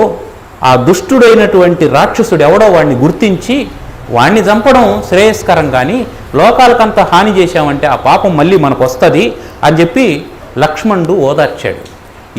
చిన్నవాడైనా పెద్దవాడైనా మంచి చెప్పేటప్పుడు వినాలి. నువ్వు నాకంటే వెనకబుట్టావు, నా ఎంగిలి పాలు తాగావు, నువ్వు చెప్తే నేను వినాలనా అని అంటే అది మంచి అయినప్పుడు మనకే హాని కలుగుతుంది వినకపోతే. కాబట్టి చెప్పేది ఎవడు అనే దాంతో సంబంధం లేదు. వాని వయసుతో, క్వాలిఫికేషన్తో, వాని స్థాయితో, ఉద్యోగంతో ఏ సంబంధం లేదు. మనకు మంచి చెప్తున్నాడు అని అంటే జాగ్రత్తగా వినాల్సినటువంటి అవసరం ఉంటుంది. అందుకే రాముడు లాంటి వాడు లక్ష్మణుడు చెప్తే ఆపేశాడు. అక్కడి నుంచి వాళ్ళు వెతుక్కుంటూ వెళ్ళారు. వెతుక్కుంటూ వెళితే జటాయువు కనిపించాడు. జటాయువు కనిపిస్తే ఇదివరకే పరిచయం ఉంది కదా, ఆ జటాయువు చెప్పాడు, అయ్యా రావణాసురుడు సీతమ్మని ఎత్తుకొని పోవడం నేను చూశాను అని చెప్పి ఆయన ప్రాణాలు వదిలాడు. ఆ జటాయువుకు అంత్యక్రియలు చేశారు వాళ్ళు. అక్కడి నుంచి వాళ్ళు ఆ దండకారణ్యాన్ని దాటి క్రౌంచారణ్యం అనేటువంటి ప్రదేశానికి వెళ్ళారు వెతుక్కుంటూ. ఆ క్రౌంచారణ్యం అనే ప్రదేశానికి వెళ్ళగానే అక్కడ కబంధుడు అనేటువంటి ఒక రాక్షసుడు ఉన్నాడు. ఆ రాక్షసుడు ఏం చేశాడంటే రాముణ్ణి లక్ష్మణుణ్ణి ఇద్దరిని చెరొక చేత్తో పట్టుకున్నాడు. వాడు వికారమైనటువంటి స్వరూపం కలిగిన వాడు. వాడికి పొట్టలో తల ఉంటుంది, ఒకే కన్ను ఉంటుంది. అట్లాంటి వాడు ఆ రాక్షసుడు రామలక్ష్మణుల్ని పట్టుకున్నాడు. పట్టుకుంటే వాళ్ళు వెంటనే ఏం చేశారంటే అతని చేతుల్ని ఖండించేశారు. ఖండిస్తే అప్పుడు ఆయన చెప్పాడు, మీరు నన్ను దహనం చేసినారంటే నేను మీకు సహాయం చేస్తానని చెప్పన్నాడు. వెంటనే కబంధునికి చితిబేర్చి దహనం చేశారు. అంటే విరాధుణ్ణి ఖననం చేశారు, కబంధుణ్ణి దహనం చేశారు. ఇది మనం గుర్తుపెట్టుకోవాల్సింది. ఒక్కొక్క సంప్రదాయం ఒక్కో రకంగా ఉంటుంది. అక్కడ ఖననం చేయడం వల్ల అంటే పూడ్చిపెట్టడం వల్ల మేలు జరిగింది, పూడ్చిపెట్టారు. ఇక్కడ దహనం చేయడం వల్ల మేలు జరిగింది, దహనం చేశారు. అంటే రాక్షస గుణాలను మనం నాశనం చేసుకోవాలి. అక్కడ ఏమిటి, విపరీతమైనటువంటి కామం విరాదుంది. అంటే భర్త అతని తమ్ముడు ఉండగానే ఒక స్త్రీని బలాత్కరించబోయాడు వాడు. అది విపరీతమైనటువంటి కామం, దాన్ని పాతి పెట్టాలి, అది సందేశం. ఇక్కడికి వచ్చేటప్పటికి ఇద్దరు విపరీతమైనటువంటి ఆకలితో వీళ్ళని తినేయాలని చెప్పి అనుకున్నారు. అంటే విపరీతమైనటువంటి తిండి యావ ఉండకూడదు, దాన్ని దహించాలి. అంటే తిండి యావకు దహనానికి ఏం సంబంధం అంటే అది జఠరాగ్ని సంబంధమైనటువంటిది. అందుకోసమని దాన్ని దహించాలి అని చెప్పి మనం ఆ సందేశం ఇందులో ఉందనేది గుర్తుపెట్టుకోవాలి. అప్పుడు ఎప్పుడైతే ఆయన దహించారో అంటే జఠరాగ్నిని మనం దహిస్తే జ్ఞానోదయం అవుతుంది. విపరీతంగా తిండి తినడం వల్ల అలసత్వం వస్తుంది, ఆ అలసత్వం వల్ల నిద్ర వస్తుంది. ఈ నిద్ర అలసత్వం అజ్ఞానానికి కారణమవుతాయి. జ్ఞాన సముపార్జన చేసేటువంటి వాడు హితంగా మితంగా భోంచేయాలి. భోజనం విషయంలో ఎవడైతే నాలుకకు ప్రాధాన్యత ఇస్తాడో వాడు జ్ఞాన సముపార్జన చేయలేడు. భోజనం హితంగా ఉండాలి, అంటే శరీరానికి ఏది సరిపోతుందో అదే తినాలి. నాలుక రుచికరంగా ఉందని అతనికి లడ్డు అంటే సరిపడదు, లడ్డు తినకూడదు అతను. కానీ రుచికరంగా ఉందని 4 లడ్డులు తిన్నాడు అనుకోండి, ఆరోగ్యం పాడవుతుంది. ఆరోగ్యం పాడైన తర్వాత జ్ఞాన సముపార్జన ఏం చేస్తాడు, చేయలేడు. అందుకని ఆహార విషయంలో చాలా శ్రద్ధ తీసుకోవాలి. ప్రత్యేకించి సాధకులైనటువంటి వారు, భగవంతుని గురించి సాధన చేసేటువంటి వారు ఈ ఆహారానికి సంబంధించినటువంటి శ్రద్ధ తీసుకోవాలి. అందుకే ఒక పూట తినేవాడు యోగి, 2 పూటలు తినేటువంటి వాడు భోగి, 3 పూటలు తినేటువంటి వాడు రోగి అని చెప్పి అన్నారు. యోగి అయినటువంటి వాడు ఏకభుక్తం, రోజుకు ఒక పూటే తినాలట. సరే, మనం సంసారంలో ఉండేటువంటి వాళ్ళు అట్లా కుదరదు, మనం తిండి తినాల్సిందే. కారణం ఏంటంటే మనం పని చేసుకుంటూ ఉంటాం కాబట్టి, ఆ పని చేసుకుంటూ ఉంటాం కాబట్టి పనికి తగినటువంటి ఆహారం ఉండాలి. పనికి తగినటువంటి ఆహారాన్ని తీసుకొని మిగిలినటువంటి సమయంలో జ్ఞానానికి సంబంధించినటువంటి జ్ఞాన సముపార్జనకు మనం పాటుపడాలి అనేటువంటి విషయం మనం ఇక్కడ చూసుకోవాలి. సరే, చితిని పేర్చారు, కబంధుణ్ణి చితిలో వేయగానే ఆయన ఒక దివ్యదేహంతో బయటొచ్చాడు. దివ్యదేహంతో బయటొచ్చి, అయ్యా నేను శాపగ్రస్తునైనటువంటి ఒకానొక యక్షుణ్ణి, నాకిప్పుడు శాపం విముక్తి జరిగింది, శాపమోక్షణం జరిగింది, నేను వెళ్తున్నాను, అయితే మీకు సహాయం చేస్తానన్నాను కదా, ఇక్కడ నుంచి మీరు ఋష్యముఖ పర్వతం అని ఉంటుంది. ఆ ఋష్యముఖ పర్వతంలో వాలి సుగ్రీవుడని 2 ఉంటారు. దాంట్లో సుగ్రీవుని దగ్గరికి మీరు వెళ్ళగలిగినారంటే మీకు సహాయం చేస్తాడు. అయితే ఆ సుగ్రీవుడు ఎక్కడుంటాడు, ఋష్యముఖ పర్వతానికి ఎలా వెళ్ళాలి అనే దానికి దారి మీకు తెలియాలంటే మీరు మతంగ మహర్షి ఆశ్రమానికి వెళ్ళాలి. అక్కడ శబరి అనేటువంటి ఒక వృద్ధురాలు ఉంటుంది, ఆమె మీకు సహాయం చేస్తుంది అని చెప్పి కబంధుడు అదృశ్యమైపోయాడు. అక్కడి నుంచి వాళ్ళు మతంగ మహర్షి ఆశ్రమానికి చేరారు. ముదివగ్గు. ఇక్కడ నుంచి మళ్ళీ ఇప్పుడు ఎక్కడికి వెళ్ళాలనో తెలియనప్పుడు, దారి తెలియనప్పుడు మళ్ళీ దారి చూపించేది అమ్మవారే. అందుకే రామాయణంలో ప్రతి ఘట్టంలోనూ ఒక స్త్రీ ఉంటుంది, ఉండి ఆ కథను అప్పటికప్పుడు మలుపు తిప్పుతూ ఉంటుంది. ఇంకేమైపోతారో రామలక్ష్మణులు అని అనుకున్నప్పుడు కబంధుడు ఒక మాట చెప్పాడు, శబరిని కలవండి అని. శబరిని కలిశారు, ఆమె ఆతిథ్యం ఇచ్చింది. మనకు చాలా కథలు ఉన్నాయి, శబరి ఎంగిలి పళ్ళు పెట్టింది అని. సరే, ఏదో ఒక రకంగా భక్తిరేవ గరిగేసి, భక్తి ముఖ్యమైనటువంటిది. విదురునింటికి విందుకు వెళ్ళాడంట కృష్ణుడు. వెళితే ఆయనకు అరటిపళ్ళు ఇష్టమని ఒక పాత్రలో అరటిపళ్ళు తీసుకొని వచ్చి పెట్టారు, కృష్ణునికి ఇష్టమని. విదురుడు ఎదురుగా కూర్చున్నాడు. కృష్ణుడు ఎదురుగా కూర్చున్నాడు. ఆ కృష్ణుడిని చూస్తూ విదురుడు ఏం చేశాడంటే అరటిపళ్ళు తీసి ఆ లోపల ఉండేటువంటి గుజ్జును పక్కన పడేసి తోలు పెడుతూ ఉన్నాడట. కృష్ణుడు చాలా ఆనందంగా ఆహ్లాదంగా తింటూ ఉన్నాడు. ఇంత లోపల కుంతి వచ్చింది. కుంతి వచ్చి, అయ్యో అదేమిటి విదురా, కృష్ణునికి పండు పెట్టకుండా తోలు పెడుతున్నావే అని చెప్పన్నదట. అయ్యో అవునా, అయ్యో పొరపాటు చేశాను అని చెప్పి అనుకొని, కృష్ణ పొరపాటు అయిపోయింది, తిను అంటే నాకు కడుపు నిండిపోయింది, ఇంకొద్దన్నాడు. కారణం ఏంటి?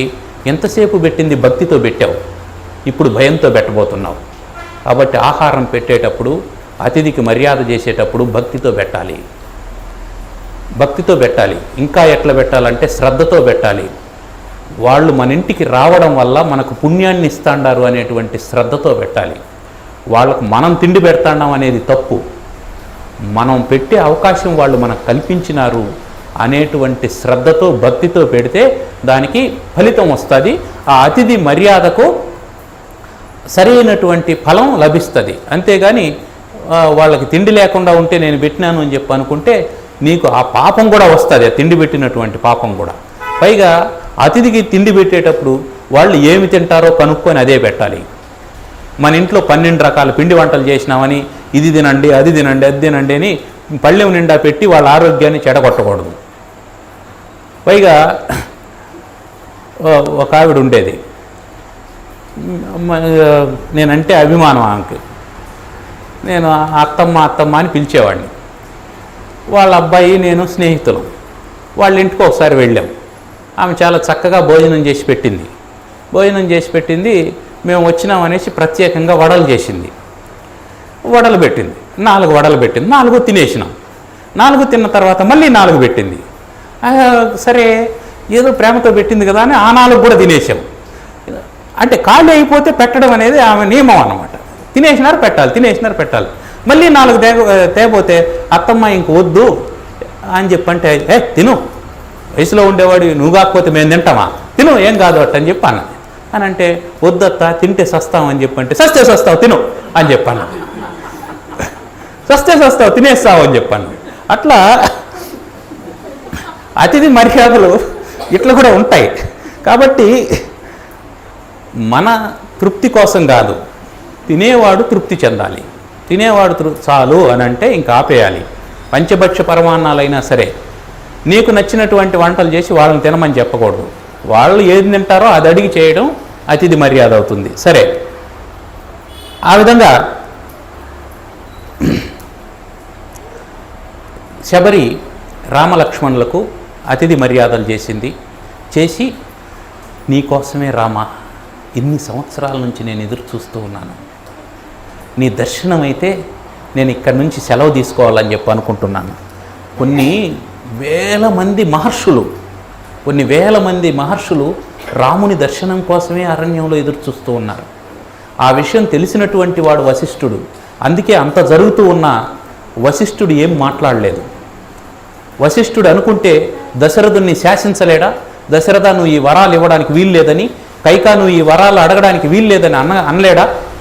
ఆయన కులగురువు కదా, ఆయన చెప్తే కాదంటారా? ఎందుకు జోక్యం చేసుకోలేదు ఆయన? ఈ రహస్యాలన్నీ ఆయనకు తెలుసు కాబట్టి వేల మంది రాముణ్ణి చూసిన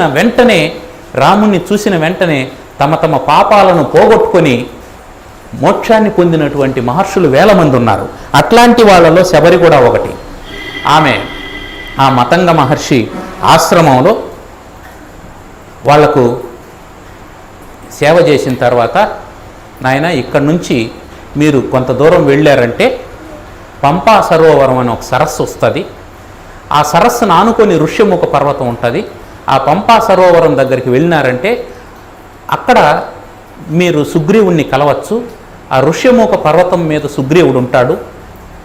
వాళ్ళని కలిసినారంటే మీరు సీతమ్మను వెతకడం సులభమైపోతుంది అని చెప్పి ఆమె శరీరాన్ని వదిలిపెట్టి దివ్యమైనటువంటి తేజస్సుతో పరమాత్మలో లీనమైపోయింది. అక్కడి నుంచి రామలక్ష్మణులు ఇద్దరూ బయలుదేరి పంపా సరోవరం దగ్గరికి వచ్చారు. ఋష్యముఖ పర్వతం మీద హనుమంతుడు సుగ్రీవుడు ఉన్నారు. సుగ్రీవుడు చూశాడు, వీళ్ళు ఎవరో మన అన్న పంపించినటువంటి వీరులు. ఎందుకంటే జటాధారులై ఉన్నారు, జటావల్కలాలు ధరించి ఉన్నారు, నారచీరలు కట్టుకొని ఉన్నారు, చేతిలో విల్లంబులు ఉన్నాయి. ఆ విల్లంబులు చూస్తూ ఉంటే అవి మహాధనువులు, అవి పిట్టలు కొట్టుకునేవాడు వాడేటువంటి బాణాలు కాదు, అవి మహావీరులైనటువంటి వాళ్ళు యుద్ధం చేసేటువంటివి. అంతటి విల్లంబులు ధరించి ఉన్నారు అంటే వీళ్ళు సాధారణమైనటువంటి వాళ్ళు కాదు. కానీ వీళ్ళ వేషం చూస్తే సన్యాసుల్లాగా కాషాయం కట్టుకొని ఉన్నారు. కాబట్టి వాలి ఎవరినో పంపించాడు నా మీదకి యుద్ధానికి, వీళ్ళు మారు రూపంలో ఉన్నటువంటి శత్రువులు అని భయపడుతూ ఉన్నాడు.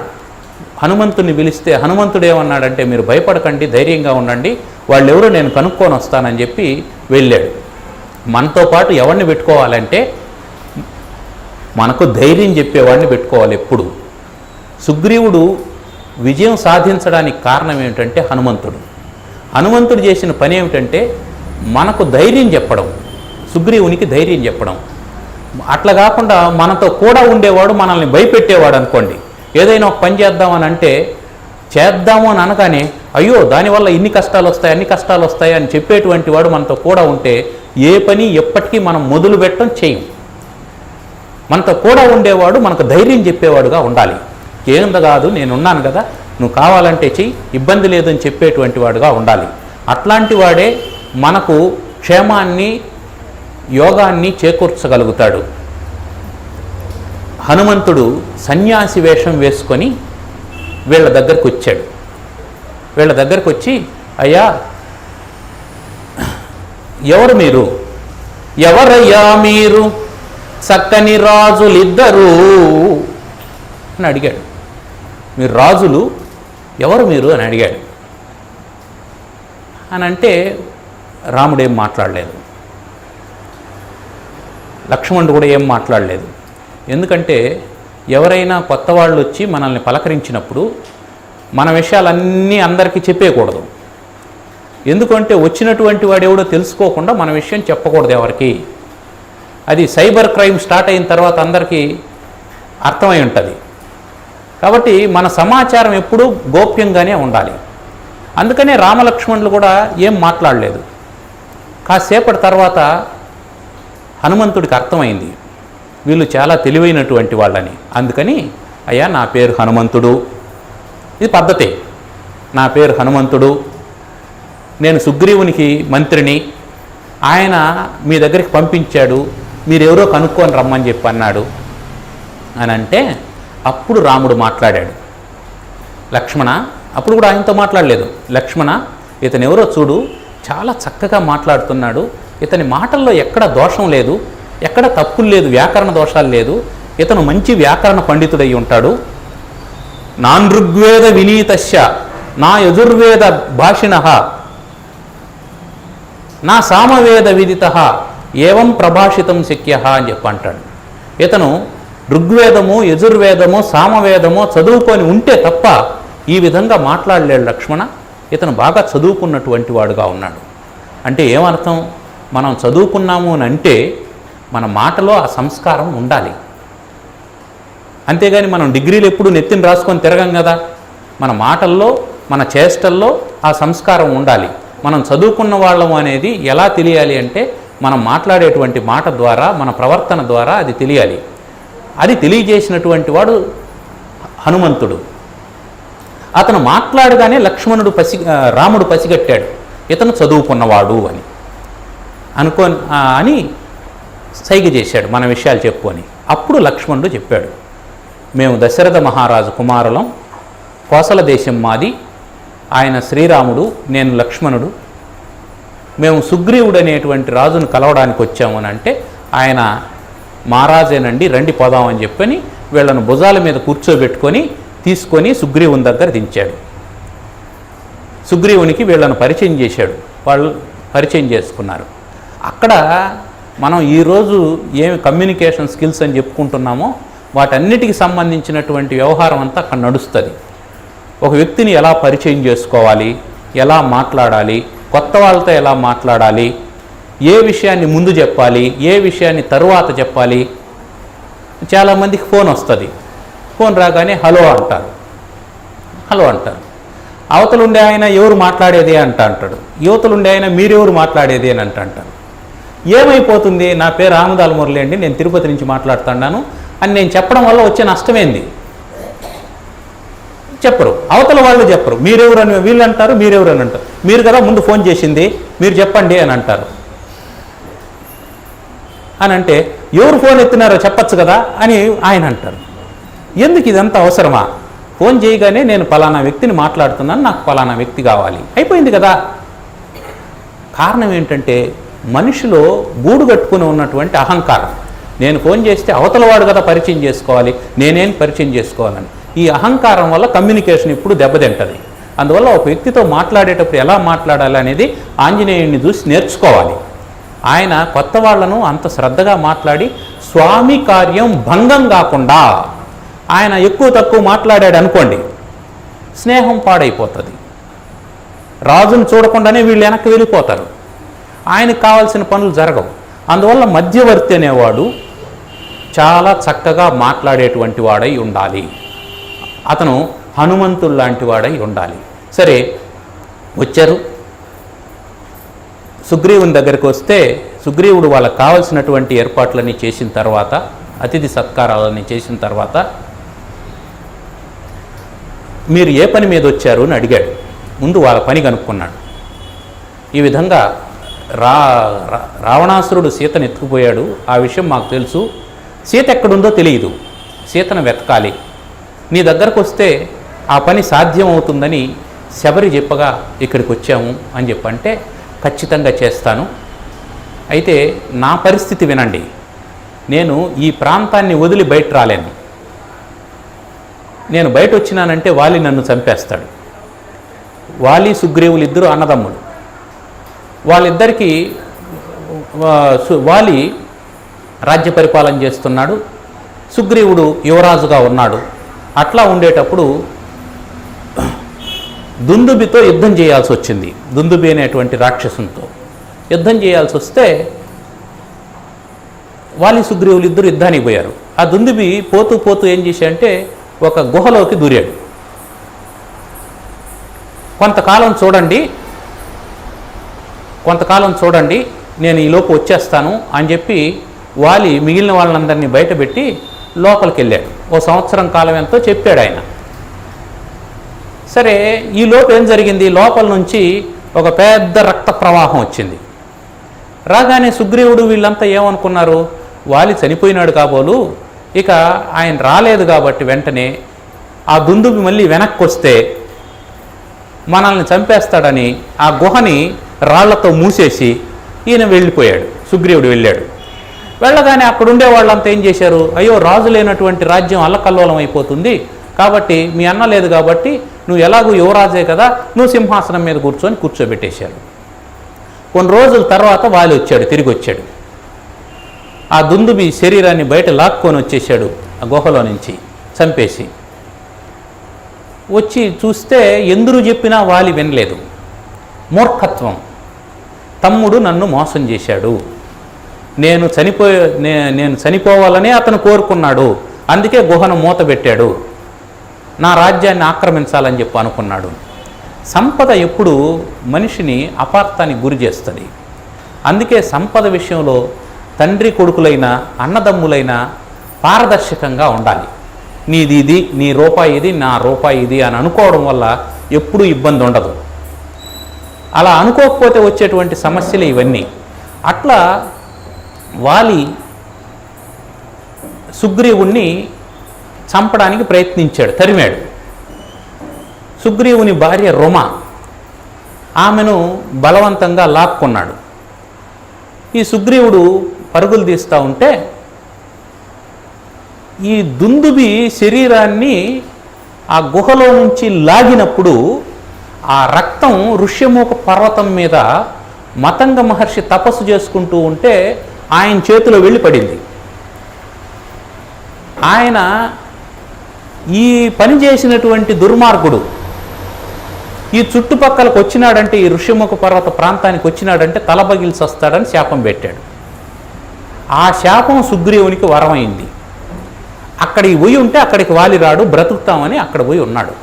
ఈ విషయం అంతా రామునికి చెప్పాడు, నేను ఇక్కడి నుంచి బయట రావాలంటే వాలిని చంపితే కానీ నేను బయట రాలేనంటే, ఇది మన స్నేహం, ఈ స్నేహ ధర్మం ప్రకారం నువ్వు నాకు సహాయం చేయాలి, నేను నీకు సహాయం చేస్తానని చెప్పి అన్నాడు. ఇంతలోనే హనుమంతుడు ఏం చేశాడంటే ఆ స్నేహం స్థిరం కావాలనేటువంటి ఉద్దేశంతో కొన్ని కర్రలు తెచ్చి అగ్నిని రగిల్చి అగ్ని సాక్షిగా వాళ్ళిద్దరినీ స్నేహితులను చేశారు. ఎందుకు దేనికైనా అగ్నిని సాక్ష్యంగా చేస్తారు అనంటే, అగ్ని ఏ అంటూ లేనటువంటిది, అగ్నిలో మాలిన్యం ఉండదు, ఏది వేసినా దహించి వేస్తుంది. ఆ కారణం చేత మనిద్దరి మధ్య ఏవైనా పొరపొచ్చాలు వస్తే అవి అగ్నిలో దహించుకుపోయినట్లు దహించుకుపోవాలి, మన స్నేహం స్వచ్ఛంగా ఉండాలి అని చెప్పడం కోసం పెళ్లిలో కూడా అందుకే అగ్నిహోత్రం చేసేది. మీ మధ్య ఏవైనా పొరపొచ్చాలు వస్తే ఈ సమిధలు ఏ విధంగా మండిపోతూ ఉన్నాయో ఆ విధంగా మండిపోవాలి, మీరు స్వచ్ఛంగా ఉండాలి అని చెప్పడం కోసం. ఆ విధంగా అగ్నిహోత్రంతో వాళ్ళ స్నేహం ఏర్పాటైంది. అయితే సుగ్రీవునికి లోపల ఒక బెంగ ఉన్నది. ఏమిటంటే, వాలి సామాన్యమైన బలవంతుడు కాదు, అతను చాలా గొప్ప బలవంతుడు. ఎంత గొప్ప బలవంతుడు అంటే, ప్రతిరోజు 4 సముద్రాలకు, భూమికి 4 వైపులు ఉండేటువంటి 4 సముద్రాలకు వెళ్ళి సంధ్య వార్చి వచ్చేటువంటి వాడు. ఒకసారి రావణాసురుడు పైన పోతూ ఉన్నాడు ఆకాశంలో. ఈయన ఒక సముద్రం దగ్గర నిలబడి సంధ్య వారుస్తూ ఉన్నాడు వాలి. ఈ కోతి ఏదో సంధ్య వారుస్తూ ఉంది, దీన్ని ఎత్తి నడి సముద్రంలోకి వేసినామంటే ఇది ఎట్లా ఈదుకొని వస్తుందో చూద్దామని ఒక చిలిపి ఆలోచన వచ్చింది రావణాసురునికి. వచ్చి ఈయన నమస్కారం అంజలి బట్టి ఆ జలం తీసుకొని చేతిలో ఉంటే చంకల కిందట 10 చేతులు పెట్టాడు రావణాసురుడు ఎత్తి వేద్దామని. ఆయన మెల్లగా ఆ రెక్కల్ని అట్లే అదుముకున్నాడు. ఈయన గిలగిల్లాడుతూ ఉన్నాడు రావణాసురుడు విడిపించుకోవడానికి. ఈయన అక్కడి నుంచి ఎగిరాడు. తూర్పు సముద్రంలో అయిపోయింది, తర్వాత పశ్చిమ సముద్రం అయిపోయింది, ఉత్తర సముద్రం అయిపోయింది, దక్షిణ సముద్రం అయిపోయింది. అక్కడి నుంచి అంతఃపురానికి వచ్చాడు. అంతఃపురానికి తీసుకొని వచ్చి అంగదుడు పసివాడు, ఆ అంగదుని ఉయ్యాల పైన బొమ్మలాగా వేలాడగట్టాడు రావణాసురుణ్ణి. ఎందుకంటే వీడికి 10 తలకాయలు 20 చేతులు ఉంటే ఆ బొమ్మ భలే ఉంది అని. అంతటి పరాక్రమవంతుడు వాలి. ఆ తర్వాత రావణాసురుడు వాలి పాదాల మీద పడి, నేను క్షమాపణ వేడుకుంటూ ఉన్నాను, ఇక మీదట మనం స్నేహితులుగా ఉందామని చెప్పి అన్నాడు. అంత పరాక్రమవంతుడైనటువంటి వాలిని ఈ పసివాడు, ఇంకా పసితనం పోలేదు రాముని ముఖంలో, ఇతను ఎలా చంపగలడు, ఇతనికి ఏదైనా పరీక్ష పెట్టాలి అని చెప్పి అనుకొని ఆ రాముణ్ణి తీసుకెళ్ళి ఆ దుందుబి శరీరాన్ని, ఆ శరీరం అంతా కృషించిపోయింది, ఎముకల గూడు మాత్రమే ఉంది, దీన్ని మా అన్న లోపల నుంచి లాక్కొని వచ్చాడు అని చెప్పంటే ఎడమకాలి గోటితో అలా తోశాడు. అది కొన్ని యోజనాలకు అవతల పోయి పడింది రాముడు అలా చేయగానే.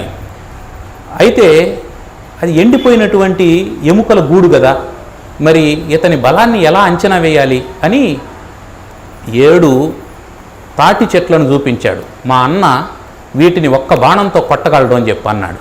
అనగానే రాముడు ఆ 7 తాటి చెట్లను ఒకే ఒక బాణాన్ని అభిమంత్రించి వేయగానే 7 నేల కొరిగాయి.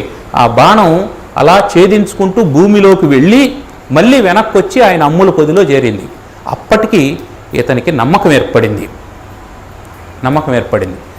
ఏర్పడి మరుసటి రోజు వాలితో యుద్ధానికి ఏర్పాటు చేసుకున్నారు.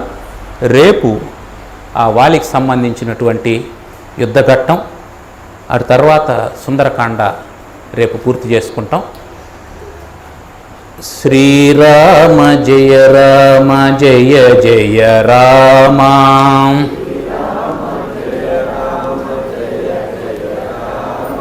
శ్రీరామ జయ రామ జయ జయ రామ,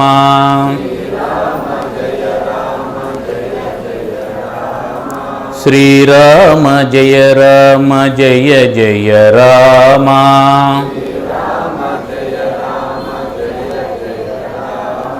శ్రీరామ జయ రామ జయ జయ రామ.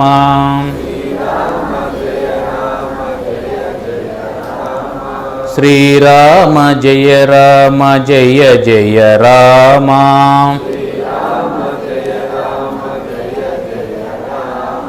శ్రీరామ జయ రామ జయ జయ రామ.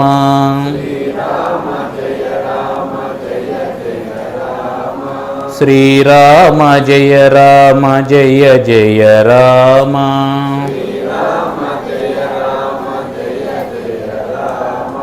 ఓం రాం రామాయ నమః.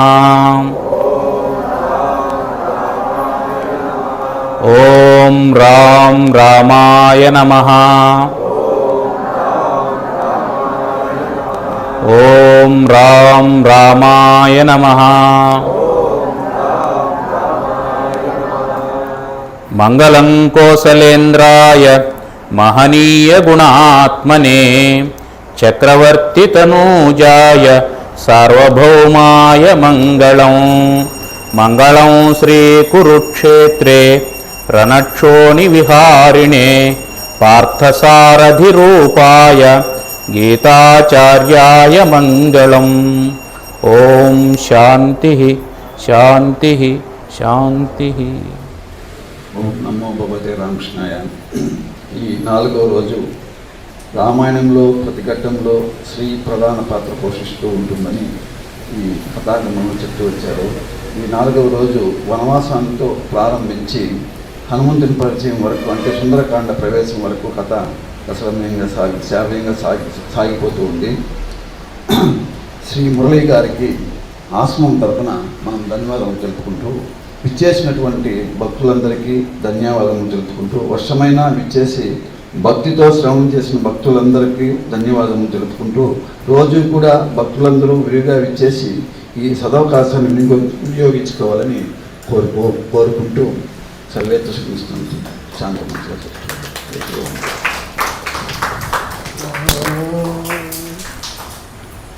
ఓం సర్వేత్ర సుఖినః సంతు సర్వే సంతు నిరామయా సర్వే భద్రాణి పశ్యంతు మా కశ్చిద్ దుఃఖమాప్నుయాత్.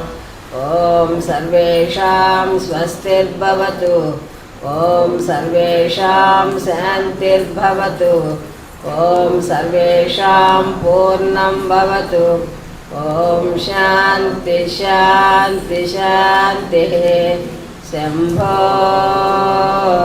శివ శివ శివ శివ శివ శివ. శంభో శివ శివ శివ శివ శివ శివ. శంభో శివ శివ శివ శివ శివ శివ. నారాయణ నారాయణ నారాయణ. హరి